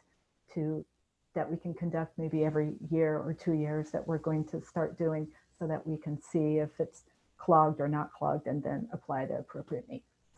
Okay, thank you. I have one last question for Peter, though. If Peter can get your microphone open. About the retention places in Riconata Park, are they going to be next to the Magic Forest? Because that's always so short of water. I would think that that would be very helpful for those trees to have that retention pond near them. Well, we have to step back and actually then talk about the filtration planter itself. So I think the romantic idea of it being a rain garden and it percolating down into the ground is mostly not what we are building. So we are building filtration systems. They are lined with plastic. That is a guideline when you have the water table at 6 feet or higher. So there is really no percolation to it. One of the main challenges to it is actually putting it close to or next to existing trees, because you'd have to actually remove 5 feet of the soil and replace it with the filtration soil. But like I said, the majority of them are all plastic lined and really don't provide any watering techniques to those things that are outside of the liner itself. Oh, I was totally confused then. Palo Alto is very difficult for the GIS stuff just because the soil type is heavy clay and the water table is very high.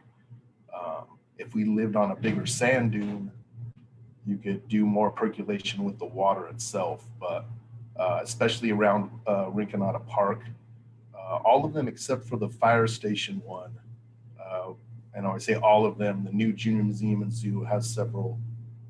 The Riconata Library has a few large ones around it. They're all basically plastic lined. They're independent of the environment around them. So the water goes into these plastic lined tubs and then they just evaporate, or what happens to them? No, then it has a drain system that's basically at the bottom. I mean, the idea is that it's supposed to percolate down through the soil.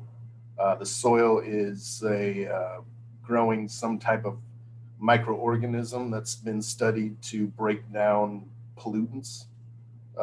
That's basically what it's there to do. And then there's a drain line at the bottom that overflows to the storm drain system.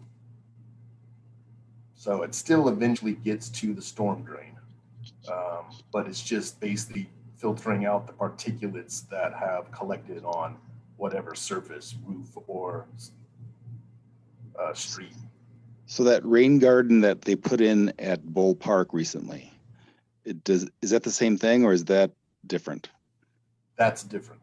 That's not a GIS feature. That's just a rain garden that is meant to hold water, but it doesn't have the filtration soil in it that is required, nor does it have a liner to it.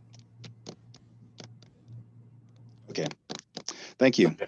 Yeah, so using the definitely installing the filtration planters is a trickier design aspect with the liner.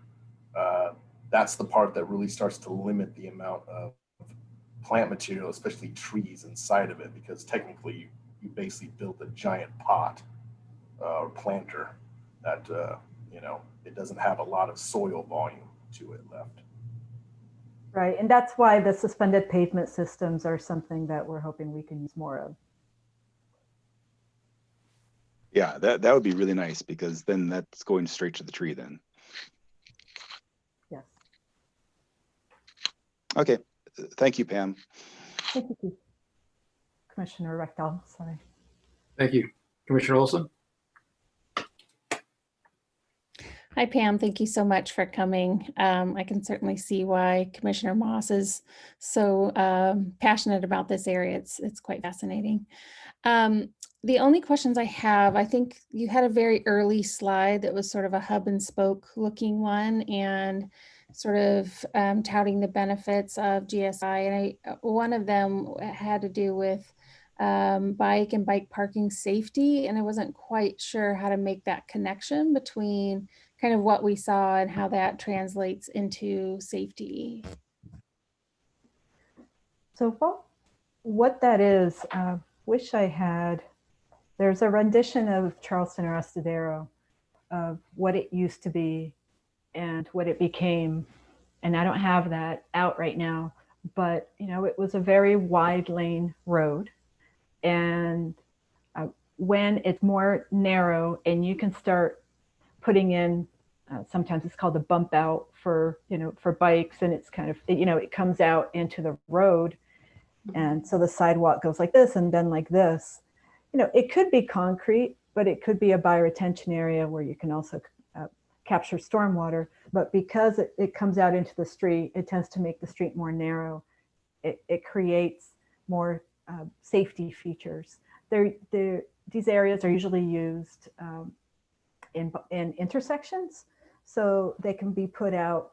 You know, usually when a car gets to an intersection and they want to turn right, they need to, if they don't slow down, it's a safety issue. So we can put bioretention areas that make the intersection go out further, and it'll cause them to slow down and go around. And so those are examples of how safety features can happen.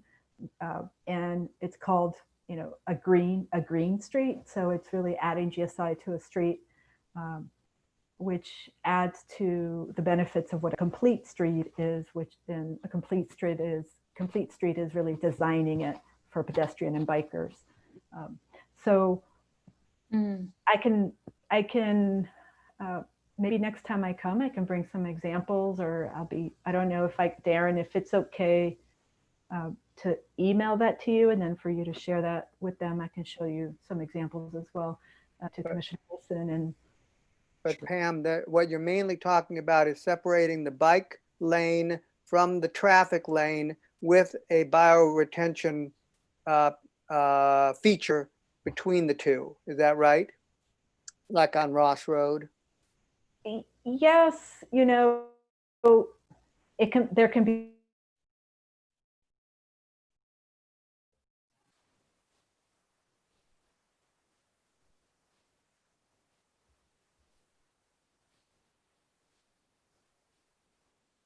Did we lose Pam?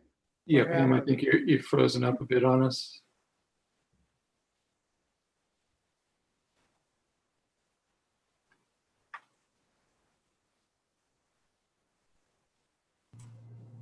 I wonder if she lost power. Yeah. Pam, are you there?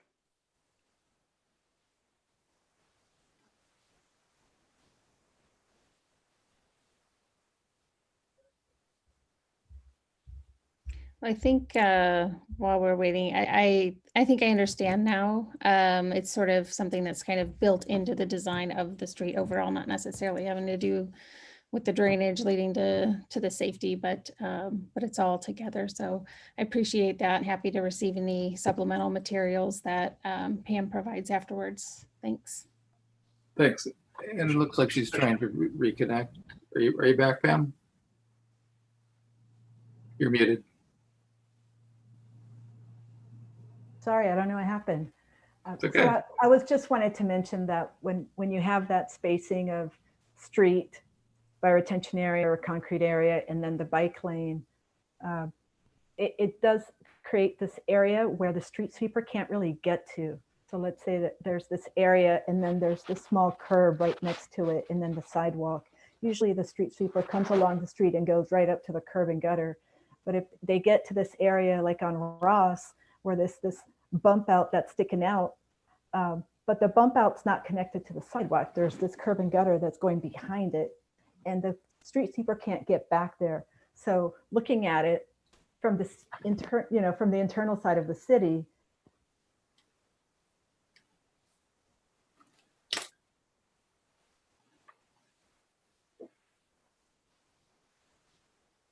We lost you again.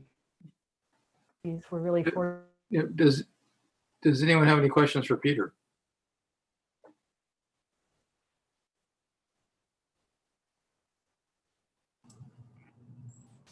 Well, let me follow up on that Redwoods issue.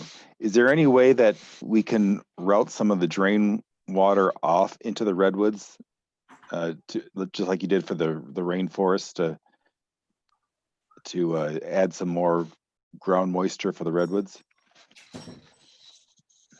I think someone's trying to tell me I'm talking too much. There we go.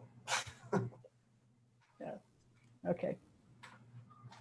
Oh, Keith just had a question about the Redwood stand in Riconata Park. It would be very difficult to get it in there just because of the amount of digging you have to do. You'd have to take out a good chunk of root in there. Those trees are already a little fragile as they are right now. So I would say that they would probably have to be in better shape to start to do something like that. You'd end up damaging the roots more than you'd help them. At first you would. I mean, then that's the other thing is how to, you know, basically that entire area is, I would consider it just one organism. The redwood trees have grown together into basically one plant material. So trying to then figure out, you know, even if you set the water out in the middle of the space, it's not really going to be available to a lot of the trees that are on the outside area of it. So I would say that yes, probably the damage done from trying to install something would be too great to offset the benefit of it there. So. Okay, thank you. Thanks. Jackie, did you have any more questions? Are you finished? Thank you. Commissioner Moss, our liaison. As the liaison, can I go last? Yes, you may. Vice Chair Cribbs. Yes, my internet connection is sending me messages that it's very unstable, so I may freeze in a little while, and I'll just get my questions answered later. First of all, thanks so much for the presentation. It was great. I especially loved the pictures of where GSI is being used and how it's being used in different facilities around the city. I felt like that was really, really, really helpful. You mentioned that playing fields take a long time to kind of turn over into a GSI fixture or something like that. Could you say a little bit more about playing fields and all of that?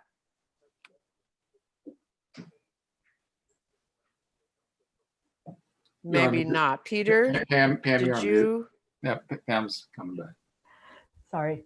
Likely it would take Oh, okay. 12 to 15 months, I think, to build, maybe less. And this is just assuming, making room for, you know, contingencies in case things go wrong. I see. But, you know, basically you just have to dig up the field, put in a very large underground storage tank, and then there has to be additional filtration in there so that it gets to a point where it's safe enough for the plants as well. So there has to be some kind of area where it can be tested, and it would need to be tested before it was used. And then it would be connected to the irrigation system. So, you know, I know, Darren, I don't know if you know off the top of your head how much you all use to irrigate playing fields, but it can get really expensive.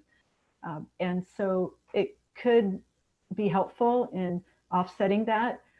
There was actually an idea that came from the Purple Pipe Company that helps to transport groundwater pumped water. And that, you know, he thought that if we do something like this for stormwater, but we make it so that it can also capture the water that's coming from his tank when they get the groundwater that's being taken from the site, and can go into the underground tank as well. And if it can go through the same filtration process, you know, there's a lot of technical specs that have to go into that perhaps there can be a dual purpose for that. So, you know, I don't, you know, we've played around, we've just talked about that informally. There would have to be a lot of public support, because yes, you know, they'd have to be giving up the fields for a year. Yeah, it sounds like 18 months, maybe even potentially. Almost, yeah, I mean, I'm saying that, but at least it's nice to know about that. One thing that I wanted to compliment you.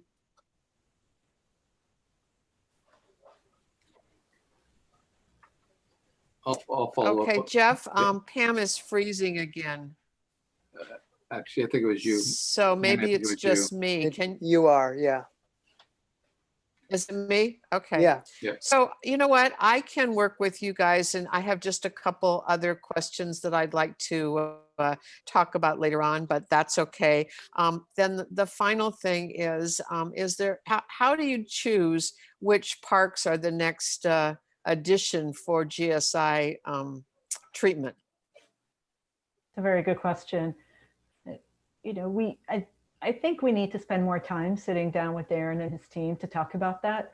The most obvious choices are those that are already in the capital improvement plan that you all support. But it doesn't mean that if other opportunities come up that we can't go that way. It does require a lot of coordination and collaboration, and we sometimes don't have time for as much as that is necessary. But Darren is a pleasure to work with, and so is his team. So I think definitely if you all would like us to work on that, we can at least look at that. Okay, fine, thank you.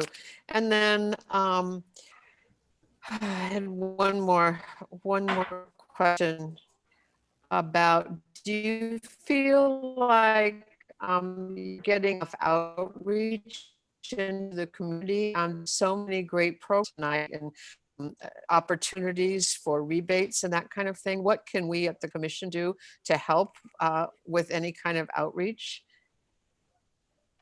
Thank you for asking that. That's very kind. Well, it would be helpful if we sent out the information about the survey, and if you all could send it out to all your neighborhood lists and all your contacts that you have.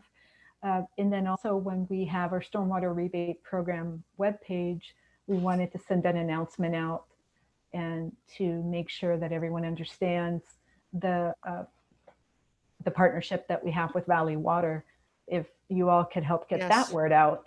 And then actually I failed to mention, because it's new and it didn't get into the presentation, is that we're actually going to have a webinar. I believe it's going to be October 3rd, and we will also send that, but it's going to be a webinar to teach people about how to install rain barrels in rain gardens. And so during that webinar, we'll also talk about the Stormwater Rebate Program. So we'd really appreciate if you could help get the word out. It's tough because everyone is getting so many emails these days, even more than before. And so if you all just let 5 people know, that'd be really helpful. Thank you. Thank you very much for that. Thank you. Hi, Pam. I have some follow-up questions to what Ann started on the irrigation of playing fields. Have there ever been any considerations for capturing the runoff underneath artificial turf fields? Yes. So that can be done with grass or artificial turf, same type of project. And is that something that we've ever considered? Is it? I'm not seriously, no. Because it's not a cost-effective solution. We had an initial general idea in Bull Park to potentially put some underground detention there. And we didn't have a chance to bring the idea to the neighborhood ourselves. And it was preliminary. It was really a rectangular drawn on a piece of paper. And we didn't get support from it and for it. And at the same time, we were developing our GSI plan. So we didn't have a chance to really dig into that any further. So we decided to put it on hold. That being said, since then, since we've been working on implementation, we haven't dug into that concept. We think that it's going to require a pretty collaborated outreach approach with parks and probably Palo Alto Unified, but we haven't thought about it formally. If you guys have any ideas about how to go about that, obviously when the timing is right, but too bad that the project is not, we don't have to, now would be the perfect time to do the project actually, because since people can't go on the field, if only we had the money. But it'd be great if I could hear some ideas from you all about that, if you have some now. Darren, are you aware of any considerations for water capture on the artificial turf fields? No, I'm not. It sounds expensive, and I'm not exactly sure what you do with the water as well. I guess it would just be a pre-filtering before going into storm drains. And also, I don't, if we do have any big projects for grass fields in the future, I don't know if the Baylands Athletic Center redevelopment would have any grass fields as opposed to artificial turf. This is something we should put on our list to consider in the planning stages, because that seems like the cost-effective time to do it, and also it's going to be hard for the community to want to shut down a field for 18 months to put a GSI system in. Getting back to the rebate program, what is the current participation level now, and do we have some modest goals that we're shooting for? So this past fiscal year, I would say that we had maybe 4 applicants. It's incredibly low. We did have a utility bill insert sent out at the beginning of the rainy season, but we didn't have resources to do a lot more. And we also did do a workshop in partnership with utilities in December. So we did a utility bill insert, and we also had a workshop. At the workshop, we had probably at least 60 people who attended. But as a follow-up, we were hoping that then people would be contacting us, but we didn't get contacted. And so we're not really sure where the gap is. And so we're also hoping to put more resources together and help maybe some how-to guides, some resources that already exist out there. It's really getting them together in one location. But probably the last 2 to 3 years, we've only had 4 or 5 applicants per year at the most. Thank you. And on the rain garden, the rebate is based on per square foot of roof. So could you explain what a rain garden is? Is it drainage off of a roof to go into a garden, or something more than that? You basically explained it. Okay. It does have to be, ideally the downspout would be, I forget what the criteria is, but we have a minimum distance that the downspout has to be, and that the rain garden has to be from the foundation and from the home. But the downspout, needs to have some kind of extension. And then basically a rain garden is like a detention, like a depressed area in your yard, basically. It doesn't have to be, does it have any engineering specifications like what we have to do in the street? So it's just a depression in your yard. If you can make it fit, put in ideally, native drought tolerant plants or things that you want. Mulch is generally better than rock. In the past, as you saw from the Southgate bioretention areas, there was rock in there. That was the practice then. Now the practice is to use mulch because the rocks in a lot of areas tend to heat up and they cause harm to the plants. So, design it like you want and put the downspout there, capture water, and it's a rain garden. We don't have strict criteria for that. It is a new program, so it just started in July, so no one's yet applied to one. Well, I hope we can get some increased numbers or some numbers and start building. I agree that signage is a great idea, especially something like the Mitchell Park parking lot. It seems like the permeable pavement is a significant component of current implementation plans. I'm wondering how quickly is this technology evolving, and are there different types to consider using for projects moving forward, or we continue using what we are? And what is the, I'm wondering how the cost compares to traditional impervious services, both for implementation and maintenance. That's a really good question.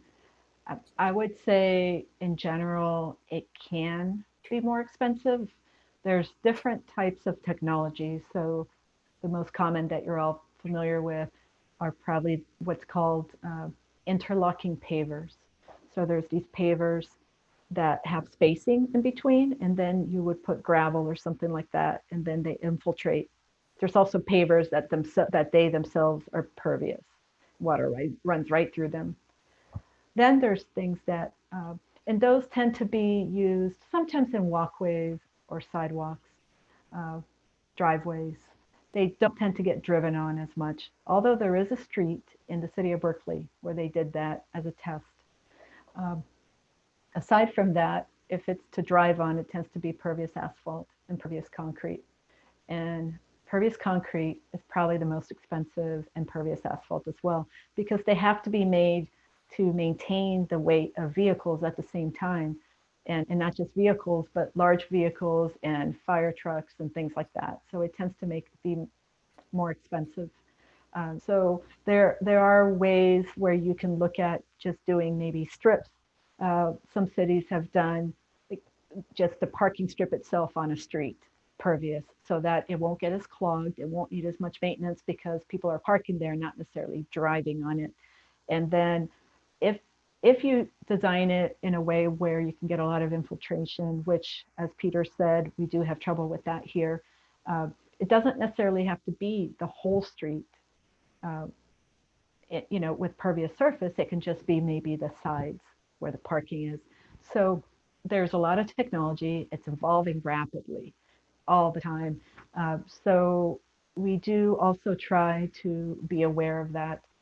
There's a national group called the Green Infrastructure Leadership Exchange that's relatively small, and it's made up of city municipal staff and utility staff that works on implementing green infrastructure. And there's these work groups that my colleague and I belong to, and we talk about the new science and lessons learned. And so we're learning from each other all the time. I talk to people from all over the country each month. And the purpose of that is to make sure that we're all using the best practices and the new practices. So we're trying to keep up with it. We may not always succeed in using the best practice when we do a project, but we're trying to keep up with the times. That's great. So how does the increased cost get budgeted in? Does that help with some sort of green project certification? For example, what was done at Mitchell Park? We're not quite there yet. We don't have a process yet we don't have a system in place that easily identifies the cost of using GSI versus not using GSI. And then within that GSI umbrella, which of those GSIs is best to use, GSI types is best to use. So we're pretty much in the midst of that, of trying to figure out the cost of maintenance by staff, by contractors, and what is the cost of construction versus for GSI and not. So I think we'll probably, I would say safely in 3 years, we'll have that, hopefully sooner, fingers crossed. That is one thing that the consultant is going to help us with, is trying to help us figure out some kind of, system that staff can use with a flow chart and information and costs, life cycle costs, because that is really what we're focusing on. This green infrastructure is an asset, right? The minute we build it, it becomes an asset for the city, just like a fire hydrant and the street, a pipe, it's an asset. So we have to treat it as such, and therefore we have to figure out what the life cycle cost is. And that's something we're still in the beginning of, and it's actually something that even the lead programs in other places are still trying to figure out how to treat it as an asset, because it's very easy to figure out what the life cycle is of a pipe or a valve. It's very hard to figure out what the life cycle cost is of a pervious paver or a bioretention area. So I'm sorry, I can't give you a better answer. Yeah, I'm sure that data will be getting better as we move forward. Couple more real quick questions. Does the naturalization of creeks play a role in GSI planning For example, as we talk about potentially naturalizing Matadero Creek at Bulwer Park. We haven't considered that very much in the GSI plan. We focused on stormwater management measures. And though we recognize that we have a lot of nature-based green infrastructure in the city of Palo Alto, it plays the part in that if we're going to have a restored area of the creek, we should plan ahead and make sure that we're not letting additional pollutants flow into the creek. And so maybe we plan to have stormwater runoff filtered with GSI before it goes into the creek. So I would say that it can play a part in terms of that. And I've tried to provide my comments about including GSI in that North Ventura area, and it's not a priority obviously since housing has been, but it is something that we're hoping that you can integrate there, and it can be a new way of designing a neighborhood. Well, that sounds really important to consider as we look at redevelopment of Bulwer Park. And considering that Bulwer Park will probably get redesigned before the naturalization of the creek project moves forward, but we should be considering that in our planning at this point. So we should take note of that. And last question is, what is the biggest bang for the buck in GSI in terms of what are the most cost-effective solutions, or the low-hanging fruit that's easiest to get some tread in the project? I think when you're looking at these things, the biggest bang for your buck is very large measures, like in a big park where you can capture a lot of drainage. These areas like we're putting on the streets, it's great because there's a lot of multiple benefits like the safety features. But in terms of bang for our buck just with GSI, it's not really great. These areas that are discrete everywhere around the city are very expensive to maintain. And so if we keep doing that, we have to take into account that we need a bank of maintenance funding. And the problem with Palo Alto is because we have a high water table, we don't have soils that infiltrate well, and because of the way it's laid out geographically, it doesn't lend itself for these large projects, like maybe the city of San Jose, for example. They're working on a large project right now. So it sounds like it really comes down to acreages. Exactly. That's really the key, and that's a problem as we look at adding this into parks or fields and things like that, which we appreciate. Exactly. It's good to understand. Thank you so much for all of your great work on this. Commissioner Moss. Thank you. I'm so glad that you all went ahead and asked the great questions that I was hoping you would ask. This is the beginning, not the end. I have a page full of notes to work with Pam over the next few months.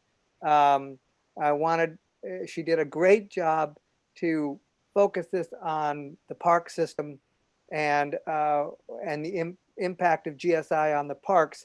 My dream, obviously, is that no stormwater should leave any of the parks.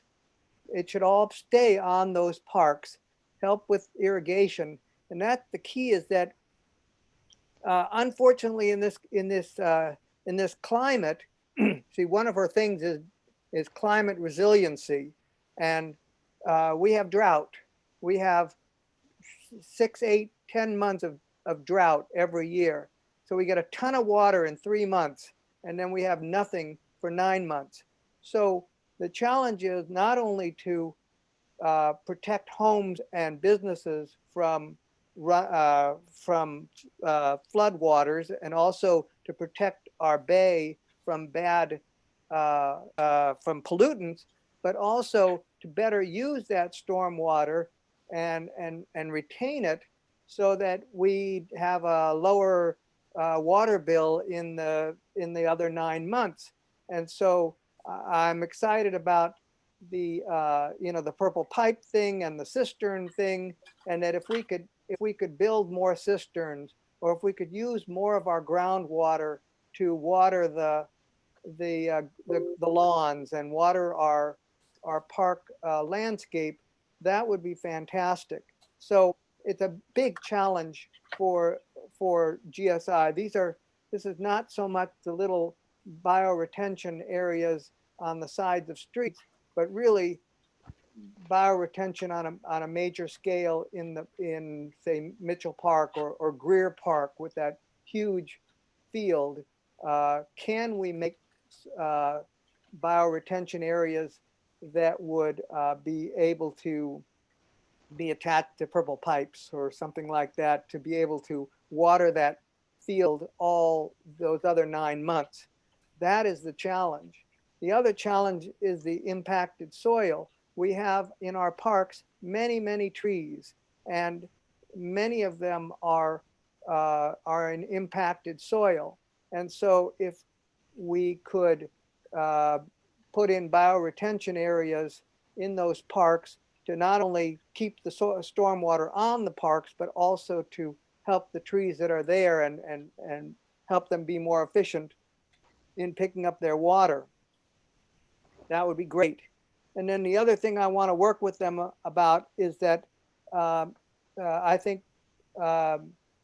Peter and Pam have done a great job with Riconata Park, and I would like to see every park upgrade that we have in the CIP have bioretention features built into the plan. Peter did a great job for Riconata, and just like he did for the Magical Bridge features, I would like bioretention features in all of the park redos that we do. And this would be if we have to do new paths, pavement, new paths, if we have to do new plantings, new playgrounds, even new artificial turf fields, that every time we touch something like that, we should be thinking about bioretention at the same time.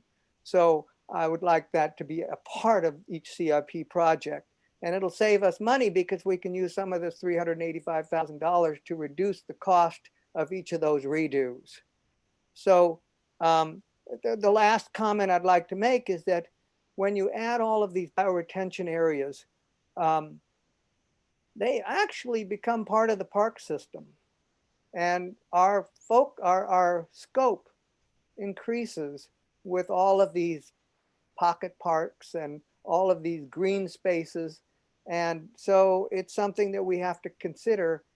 And that's why the maintenance dollars in that $385,000 a year is so important, as well as a new source of funds for the Community Services Department. So that in a nutshell are some of the things that I would like to work with Pam on over the next months. Any questions about that? No, thank you for your support and your ongoing efforts. That I know. I'm very excited. That's great. Councilmember Koo, is there anything you'd like to add? No, except to Pam, it's a great presentation. Thank you. Thank you. Well, thank you, Pam, for all of the information and insights. I know you have our support, and we're looking forward to helping this project grow in acceptance and implementation throughout our community. It's for a good cause. Thank you. Thank you so much. And it's always so enjoyable to talk with all of you because you're all excited about GSI just like we are. And so I really appreciate your support and your willingness to continue to think of ideas and asking these tough questions. And I'm going to keep them in mind. I've written them down. And I hope to keep bringing new information back to you. And as you know, I'll be in touch with Commissioner Moss. And we haven't really presented to the council yet, but hopefully in the future we'll have an opportunity. The agenda is always really full. But I'm so glad that you were part of this, Council Member Koo, and you got to hear this. And thank you for your support, and thank you for having me. And hopefully I'll see you sooner than in another, I guess, almost a year and a half, I guess. Thank you. We'll look forward to it. Take care. Next up is the Ramos Park Improvement Project. We have Peter Jensen. Darren, would you like to say anything before Peter speaks? Yeah, just to welcome our city landscape architect, Peter Jensen, who's worked hard on this design and led some very fruitful public discussions at community meetings. Thanks, Peter, for being here and presenting. Thank you, and thank you, Commission, for having me. Peter Jensen, landscape architect for the city of Palo Alto. I'm going to go through a presentation for the Ramos Park renovation project. We had a meeting prior to this where we discussed the outcomes of the first meeting. This one will focus on the second community meeting and the input provided by the community there, as well as looking at the overall proposed plan. Let's see, where is the presentation?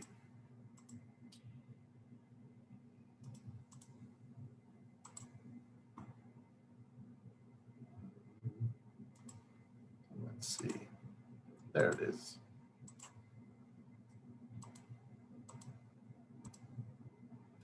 Can everyone see the presentation? Yeah. Yep. Yes. So we were talking about Ramos Park. Here's a historic drawing of the parks, an old landscape plan of the park. The overall idea, of course, with most of the park landscape renovation projects that we do is to maintain the integrity of the park itself and the overall layout and structure. You can see here that the current park is exactly like basically it was drawn, except for this kind of back little area that it was never really developed. That's just grass right now. We do want to use this as a guidance for our renovation plans and maintaining and keeping the park intact per its design. Most of the renovations will start to look at the area closest to East Meadow Drive. Most of those renovations start to look at the playground itself and the renovation of the playground. Here's an aerial image of Ramos Park. You can see that it does have a playfield area. It has a large concrete paved area that does have a basketball hoop, but currently no striping on the paving itself. We'll talk about that a little bit. It does have a loop walkway. You can continue the loop here on the decomposed granite through the picnic area because the current path dead end right there. If you recall from this plan, at one point there was a school located in that front corner, Ortega School. You can see that the pathway bluntly stops basically where that property line was. Of course, that school does not exist anymore there, and that open land is now part of the park area. That is something too that we are proposing to do with the pathway and extending it out. Here's existing images of the playground. Currently, right now, the playground is equipped with playground equipment for tots, which is 2 to 5 year old, for smaller kids. And you can see the size of the equipment, the swings as being the bucket, as well as the tot lot spring toys that are there. That's something that we're going to discuss a little bit further as well. The overall CIP is worth the amount is for $271,000. Mostly, again, we're looking at the playground equipment replacement, looking at replacement of some site amenities, trash receptacles and drinking fountain, ADA improvements, areas in the walkway that may need to be repaved due to lifting, things of that nature. And then the renovation of the existing paved court, which is mostly looking at how can we stripe the court or put lines on the court to make it more usable. We're also then coupling this project, the CIP for the park renovation project, with the restroom CIP, which is a $350,000 CIP to install new restrooms in parks. Ramos Park was one of the restrooms on the list from the Parks Master Plan, which set up a criteria for restrooms to be added to parks.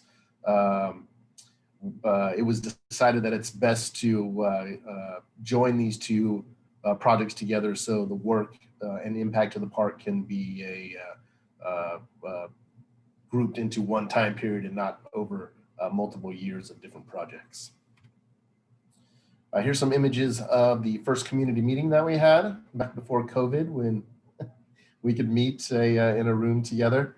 There was some question boards you can see there, some stickers added to them, some information about the restroom location and where that can go. And you can see then here was basically the votes there for it. We went through this in our prior meeting for the first information. And then we also did an online survey that allowed a lot more people from the community to be involved in the input.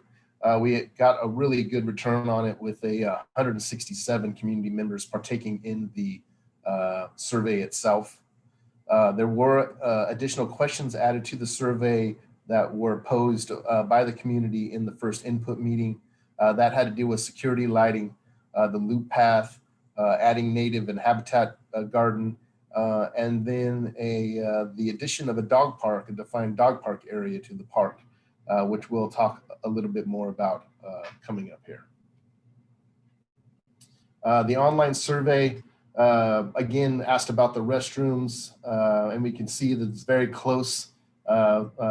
It's support for the restroom with 86 votes. As we know that adding a restroom to a park is usually difficult work when it comes to convincing the community. Usually the majority of the community in the instances that we've observed over the last at least decade have not been overly supportive of adding restrooms. However, though, Ramos Park does support having a restroom, so that's definitely a good sign, because we definitely do want to add a restroom to the park due to the facilities that are there. The community is interested in adding equipment to the playground for older kids, ages 6 to 12, which we'll look at.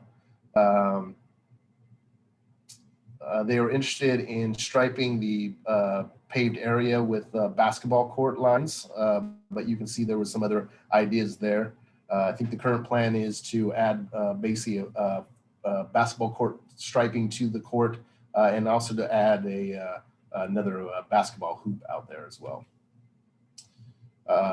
There's support for security lighting. This came up in the community meeting to add more security lighting, not lighting that illuminates the field for night play, but just lighting at night that is of low intensity that allows a more vision through the park. There was support for extending the walkway that is currently dead-ended in the park there. Support for having native planting added to the park area. And then there was a lot of support for actually having a enclosed or defined dog park area. And again, that input came from the community from our first community meeting.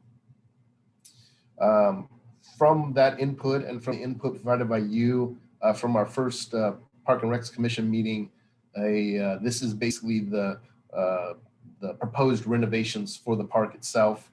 You can see that the majority of the funding will be in the playground area and replacing the playground equipment with new equipment. But it also includes our restroom facility located here, the extension of the walkway out to East Meadow, the planting of a buffer native planting garden along the street frontage out there, which is currently kind of unused turf, striping of the court, and a little adding of native planting material in the back. This area is also showing the potential space for a dog park area. And we'll talk about that a little bit more as far as the opportunity to have a pilot program for an off-leash program to see how it can function there without having to actually fence the area and make it a defined dog park. As I mentioned before, the community was interested in having more equipment or equipment in the playground that would also be used for older kids as well. Basically what we did is using the existing form of the playground. The playground doesn't change, and actually its overall limits or scope basically there. We used the small area that was shown in the pictures that was sand that had all the spring riders as the tot lot space. We bought a tot lot swing back in there. We returned some spring riders back in there and have a little climbing log structure in that space. The remaining of space, currently a mix of rubberized surfacing and play mulch, will become all rubberized surfacing for full accessibility, and then have equipment for ages 6 to 12, older kids, a larger swing, disc swing, some spinning apparatus, and then a climbing and sliding structure. We'll take a look at the images of this.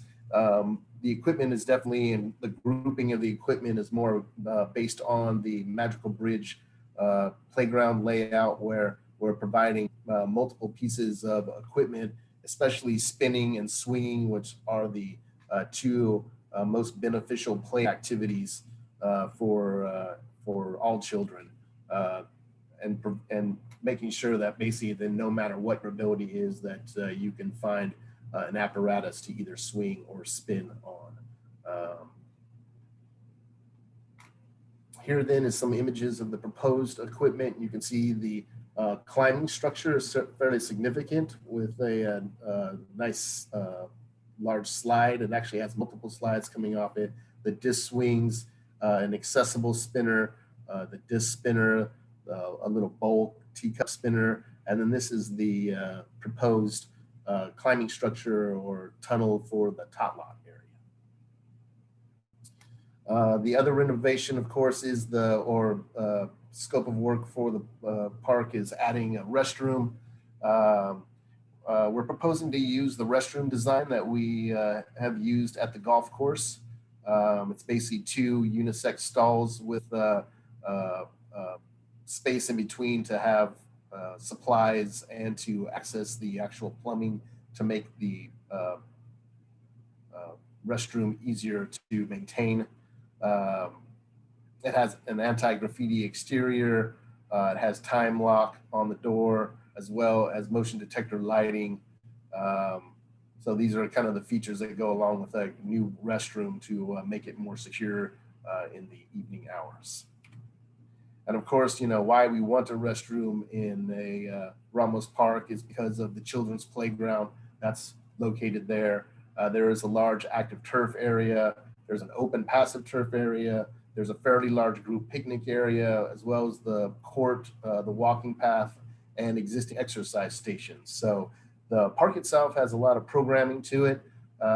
Because it does have that much programming that's bringing that many people into the park, it does behoove us to have a restroom there as well that can serve all these programs as well.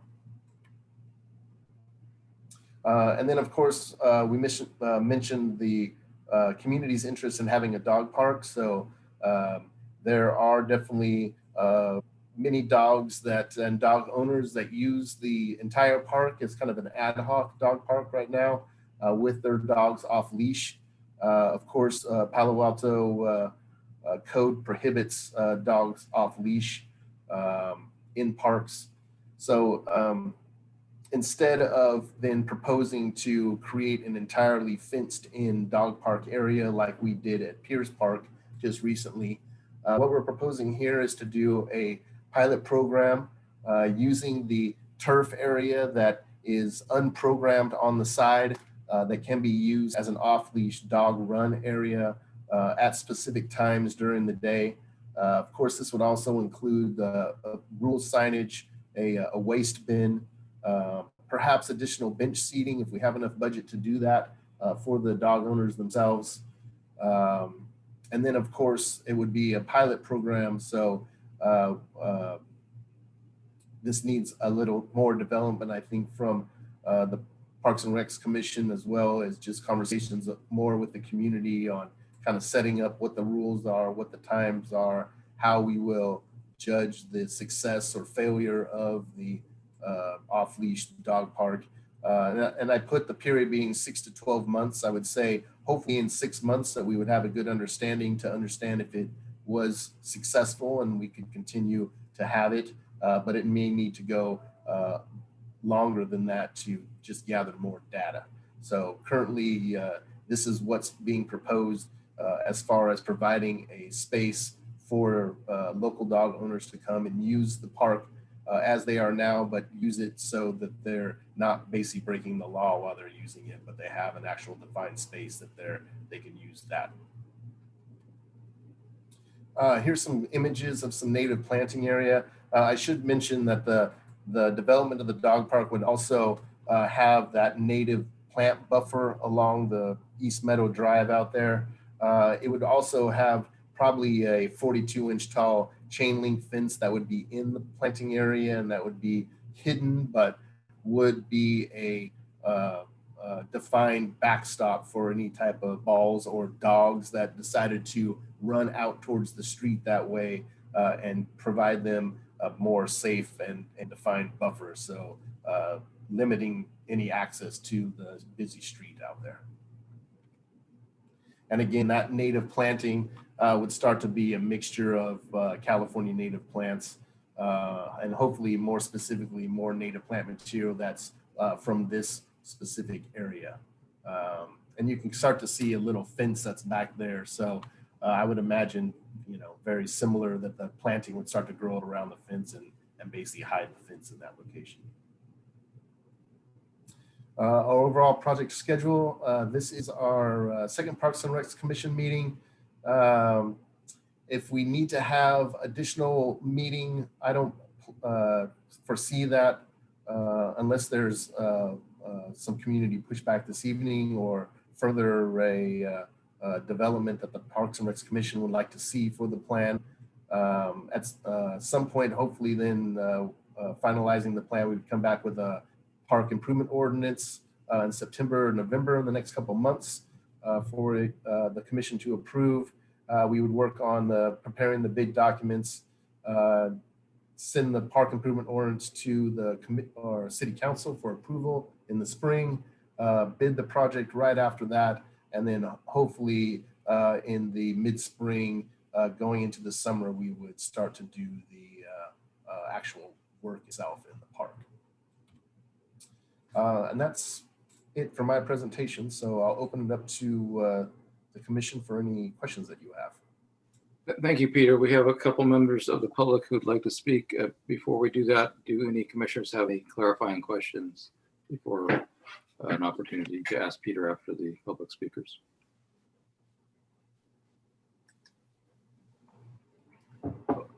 Okay, Lom, do you want to let the public speakers, the members of the public speak, please?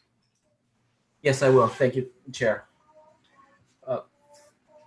First off, we have Speaker Shani, and to be followed by Speaker Lakshmi. I apologize if I mispronounced.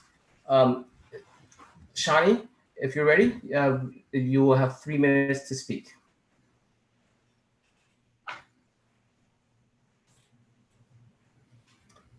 And please unmute, Shani. Okay, thank you. Good evening, Chair Greenfield and Lam and everybody. This is Shani Kleinhaus. I'm a resident and I use Ramos Park all the time. And I am very concerned with, well, I love some of this, I have to say. Some of it, the playground and native plants, there's a lot of good stuff here, but I'm really very, very concerned with breaking the design of the park and its integrity, which staff said they didn't want to do with that straight path with the bathroom where they're placed.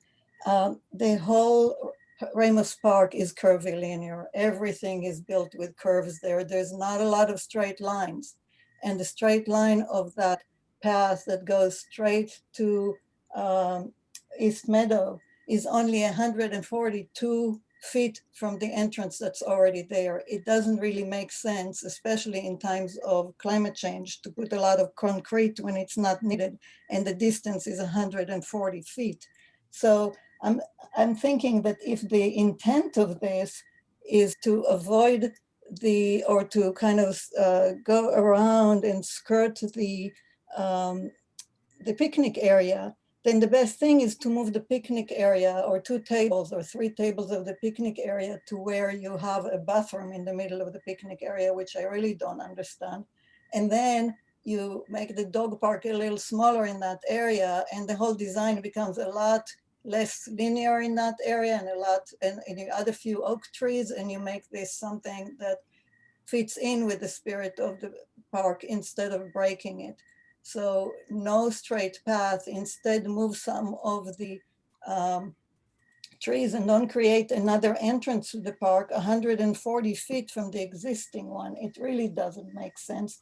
And people who want that to avoid the picnic tables can then, if you move 2 picnic tables, you maintain that spirit. So I really urge you to really look at that very, very carefully. And to add trees in that area as well.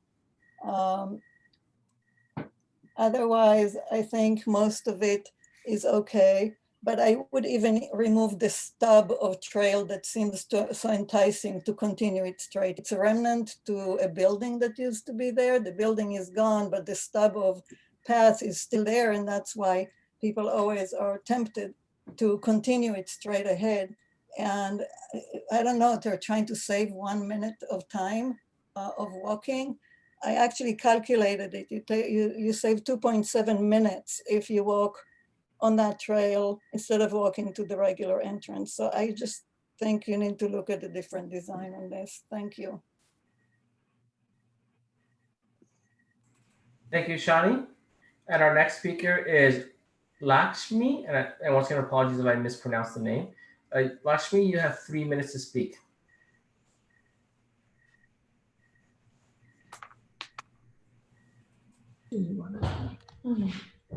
Hi, this is Ram. I'm using Lakshmi's computer. And I wanted to talk about the proposal for dogs.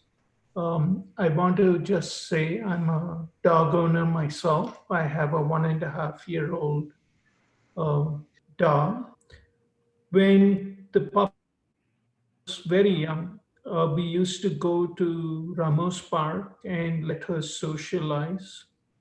And I find this was a very critical aspect of bringing up the dog, because the dog is able to react very well to people and other dogs. In these times, it's very hard to go and socialize your dogs.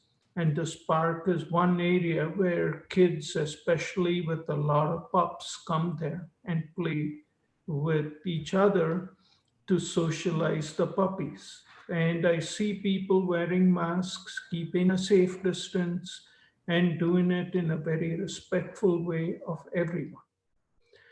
I really like your suggestion on fixed times. If you can work it out where it's convenient for the neighbors as well as for other people, it would be really wonderful. Because I see people are very respectful when it comes to cleaning up or on the noise, because you can't really, it's just a bunch of kids playing. The dogs really don't make that much noise. So my key point over here is that it is a great aspect of what you proposed with the times allocated and the structure of how you're doing it.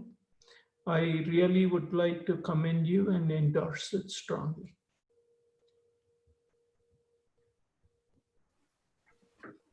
Thank you.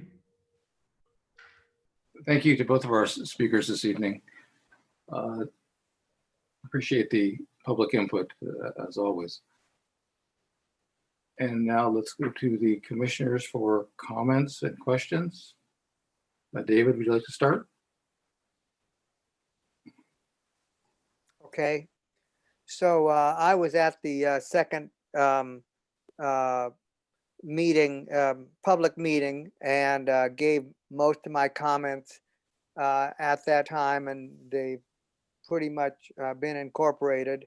The main comments were that the restrooms, the reason that some people didn't want the restroom is because of safety and security, and having the restroom where it is with security locks and security lights and close to the street is going to be the best way to deal with that. And then the other thing is the off-leash area. We need to make sure that there is signage so that both dog owners and people who don't have dogs and want to protect their children, that they all know what the rules are for that off-leash area. So those were the two main things. The only other thing is the perimeter path, and somehow I thought that the perimeter path was going to actually go between the dog area and the fence to the people's houses, but where it is okay as long as it makes that it serves that purpose of going around the park, so that people can walk in a circle. I love to do that on Cubberley Track, and I think it's a good idea to have a perimeter path. That's it. Thank you. Commissioner Olson? Hi, I believe that all the comments that I made in our last meeting were incorporated. So I'm very thrilled with the new design and I don't have any questions. Thank you, Peter. Thank you. Thank you. Commissioner Lemaire?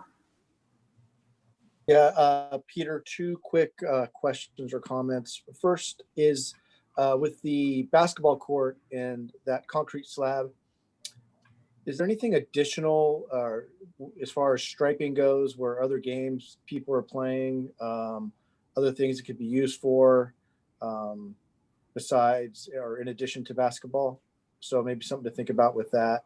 And then my second question is in regards to restrooms, and I know it can be a very polarizing topic.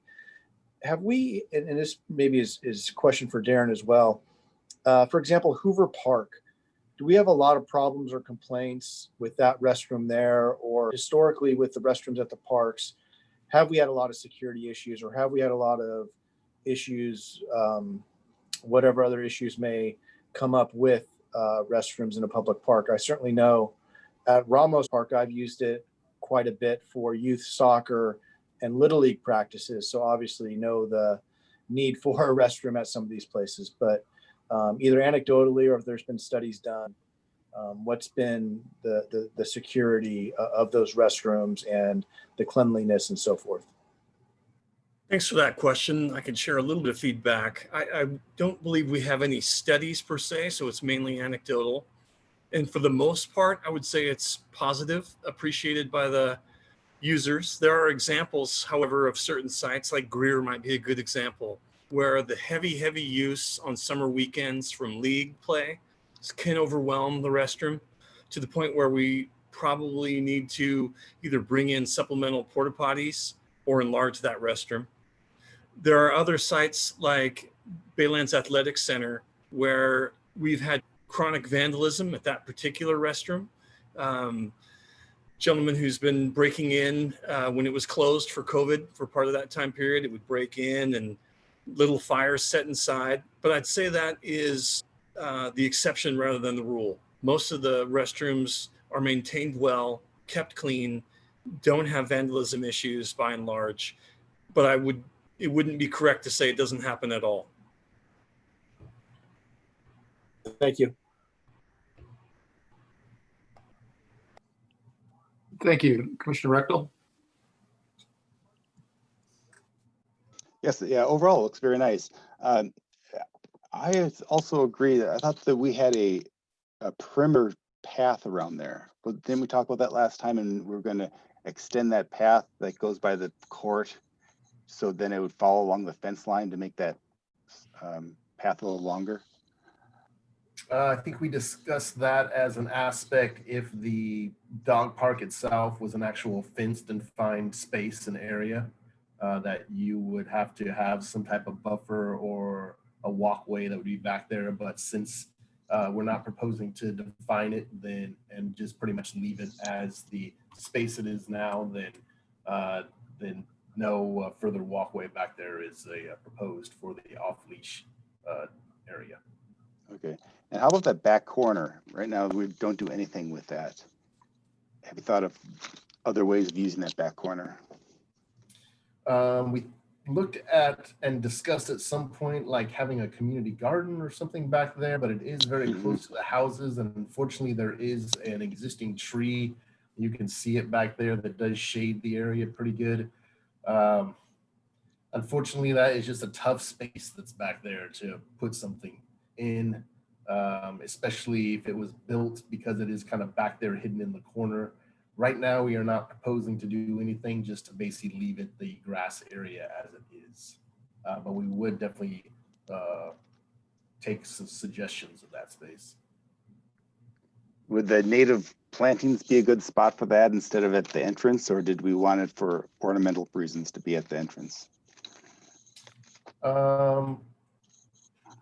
Well, currently the entrance that's off Ross Road down here is kind of a pseudo planting area that just needs a little bit of help and some more plant material there to make it more drought tolerant and native. The other area, of course, is the space along the, let me see if I can show you this. Here we go. Is this basically strip that's along the front out there, which is really an unused turf area that goes pretty much along the whole frontage of the street, that can definitely be converted to native planting and cut down a lot on the mowing and excess irrigation that unused turf area is getting. That would be another place to do it back there. It is definitely larger in size, and because it is kind of tucked back there in the corner, and with our limited budget, we did not propose to renovate the grass in that space, but if there's But leave something for next time. Yeah. Okay, and finally the dog park. I mean, I think this is a great spot for a dog park. We need a dog park here, but as you know, I'm not thrilled about having no fences on it. I think we should just bite the bullet and have a real dog park. It's better for the dog owners. It's better for the community. And there's a reason we have a leash law, and I think we should respect that. But that's my 2 cents. That's all. Thanks. Thank you. Vice Chair Cribbs. Yes, thank you. Thanks, Peter, very much for all the work on this and the community meetings. Like David, I was at the last community meeting, and I'm really happy with the progress that's being made toward the renovation of Ramos Park, both in the bathroom area and also the opportunity to try out the pilot dog program to see if we can get that to work. Both the dog pilot programs, or the dog parks, and the bathrooms have been on the agenda for Park and Recreation Commission, seems like, for a long time, and are certainly part of the master plan. So I think this is great progress. I do think it would be wonderful if we could figure out a way, Peter, to have a perimeter track for people to walk on. And I thought that was part of a plan originally, but maybe not. So anyhow, thank you very much for all the work on this. I think it's great progress. Thank you. I would say that the addition of the extending the concrete walk out to East Meadow is an attempt to actually make a continuous paved and ADA accessible walkway around the park. Currently, you can walk through the picnic area. The surface, though, does stop being concrete at these points here and becomes decomposed granite, which is not the easiest thing to walk on when it's wet. It's also, needs continuous maintenance to keep it level, and it doesn't always receive that. So adding this basic continuation of the walkway just ensures that there is basically a continuous loop around the park itself that is fully accessible. Thank you. Thank you. I'd like to follow up on that same point, Peter. Is it possible to pave over the decomposed granite path and thereby have just a single loop within the park, keeping the curvilinear structure and also keeping a walking path within the park rather than having to go out to the sidewalk? Is that an alternative? That's something that we can definitely look at doing. As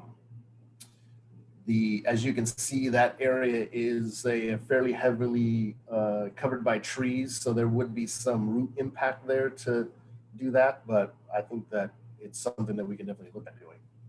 I would strongly prefer that. I think that would reduce the amount of pavement overall. I agree with the suggestion to remove the stub to nowhere if we don't have a path going through there. Aesthetically, I think the straight path is more of a change to the current park. And also, I think just having the loop within the park and going under the trees or near the trees there would be preferable.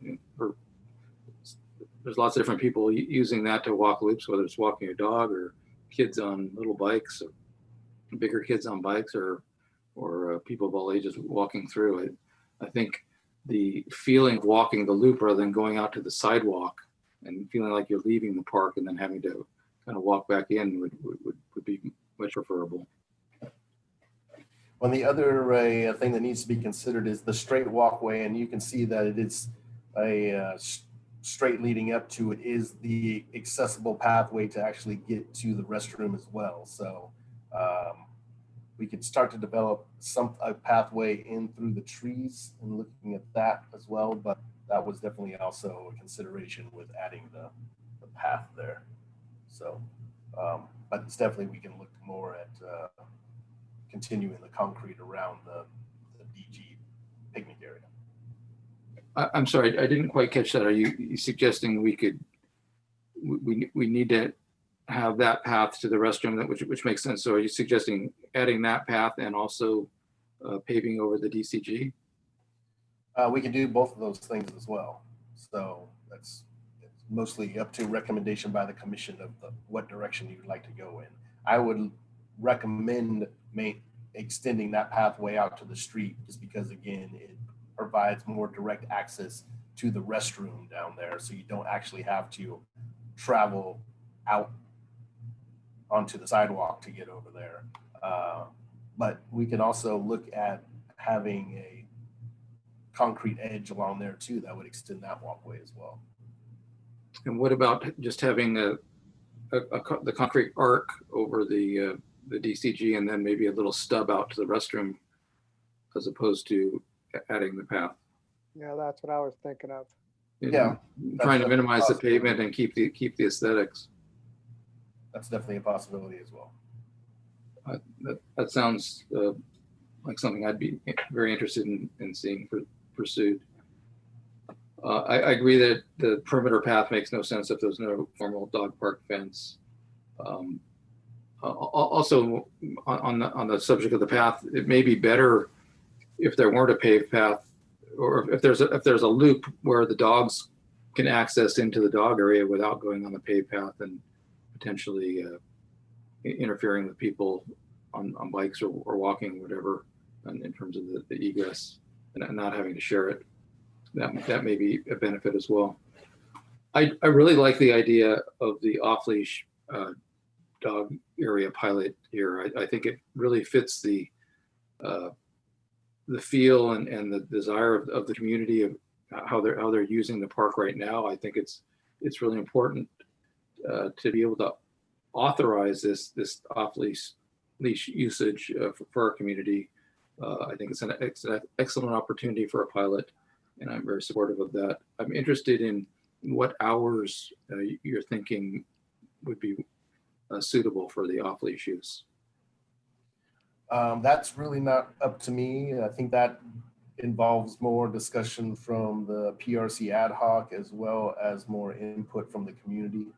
So I know that from our last meeting that the I think the times from like 7:30 in the morning till 9, and then 3 till 7 or something like that was mentioned by the community past, but I think something in that time range would work. Open hours in the morning and in the evening when people are usually before work or after work. But what those specific times are, I think that we probably need to have more discussion to figure out exactly what that is. I think it would also behoove us to have some more input from the community on that aspect of it as well. Would it be important to not have off-leash hours when there's soccer practices or soccer games going on? I think that definitely needs to be considered in the overall time frame of when it's the off-leash is open for use. So yes. Okay. Yeah, that sounds good. Otherwise, great work on the plan overall. I'm very supportive. I used to live on the other side of the park, so I was using the playground when it was just refurbished last about 20 years ago or so, and it's definitely ready. Thank you for all of your great effort on this. Do any other commissioners have any follow-up questions? I had one more comment, and that is that, like Commissioner Reckdahl, I'm skeptical of the off-leash. I'll see it through the pilot, but it is very important that the public monitor the situation, help to determine the signage, and keep the peace. And I suspect that when the word gets out, there will be more dogs than there are today.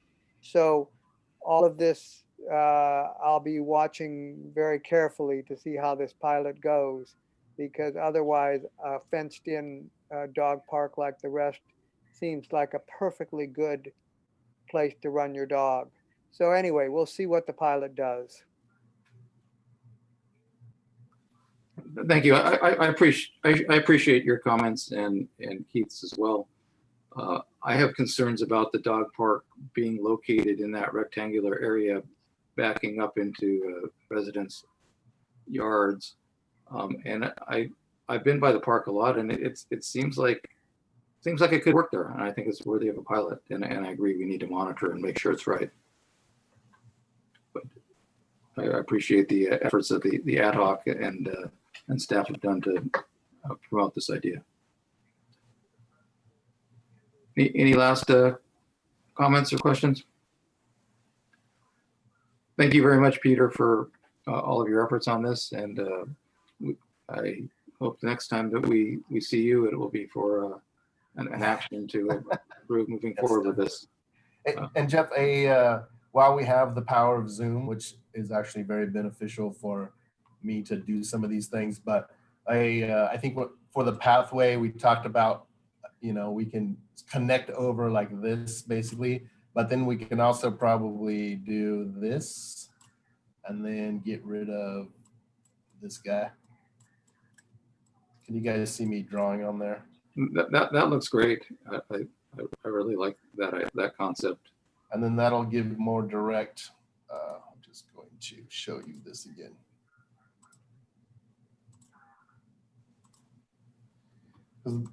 Can you see the map? We have the street view. Yeah. Okay. So basically, then the restroom's plan is to basically sit right here, as you can kind of see in this space. So I think we can definitely get then some type of walk here and then entering into the park there, and then not connected all the way down. That'll give them more direct access from the actual picnic area to the restroom, because of course the majority of the folks using the picnic area aren't going to walk around. They're just going to walk right through this landscape area. So adding that little walk into the picnic area will probably help direct traffic to the restroom in a better defined path, so they're not walking too much into the planting area around the picnic area itself. Yeah, and I suspect the community would prefer the aesthetic of having the path going to the restroom from the circular path as opposed to a path from the sidewalk straight to the restroom. Right. And overall, that would be an improvement. Thank you very much. Thank you, guys.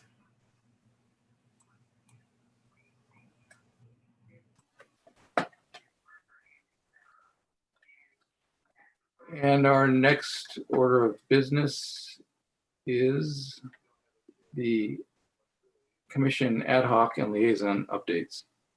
There is a attachment with reports. Do any commissioners have any questions or other updates to add?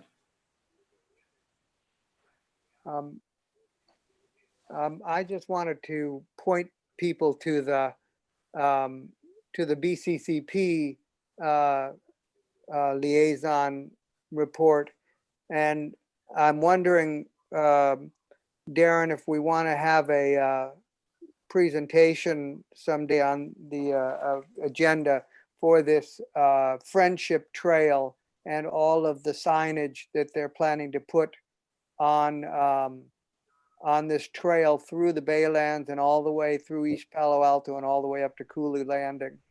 It's an exciting project, and it definitely will have an impact on the Baylands. So that's all I wanted to say.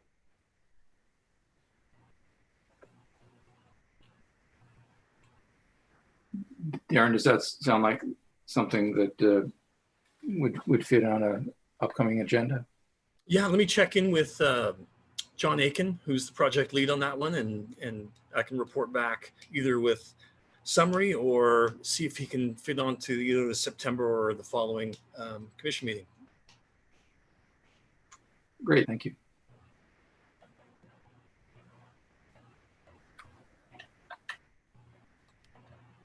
Anyone else?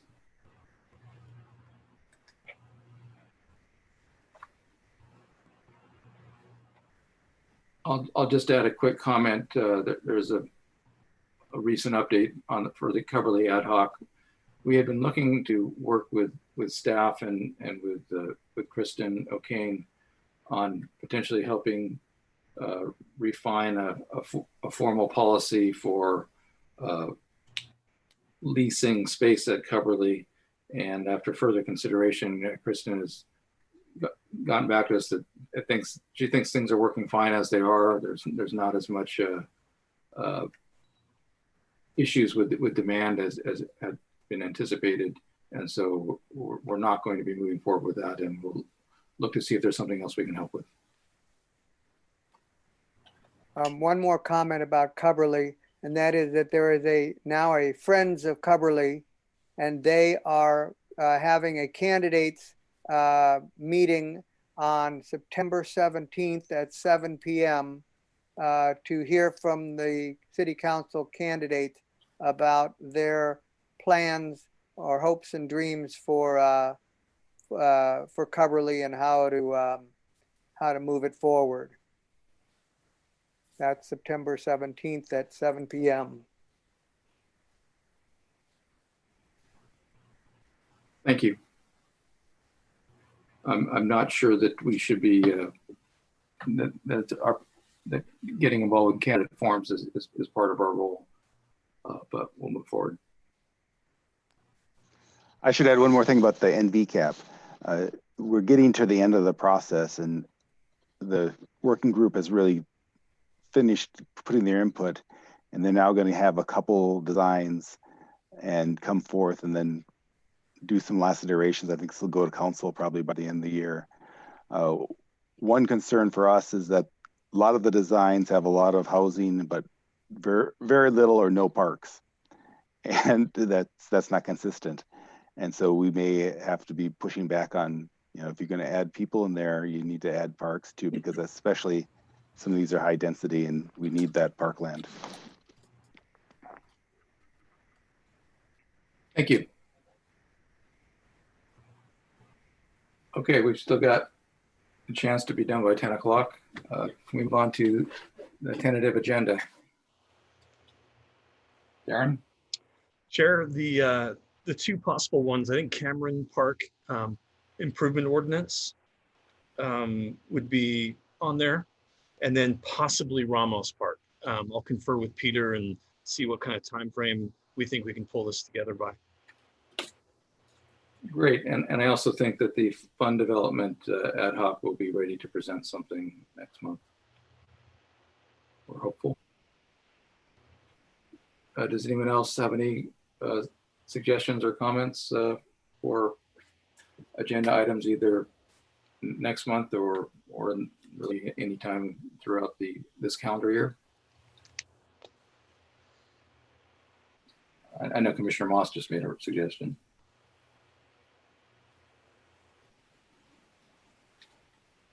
Yeah, the Friendship Trail. I'm hopeful that we can get an update from the Urban Forestry Department from Walter on something similar to the annual update that we got last year. So we get to follow up with him and see what timing works for him. And hopefully we'll have an update on the Foothills access. And certainly that should be coming at some point.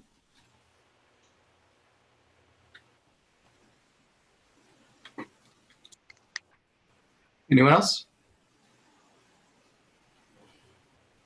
Does anyone have any additional comments or announcements?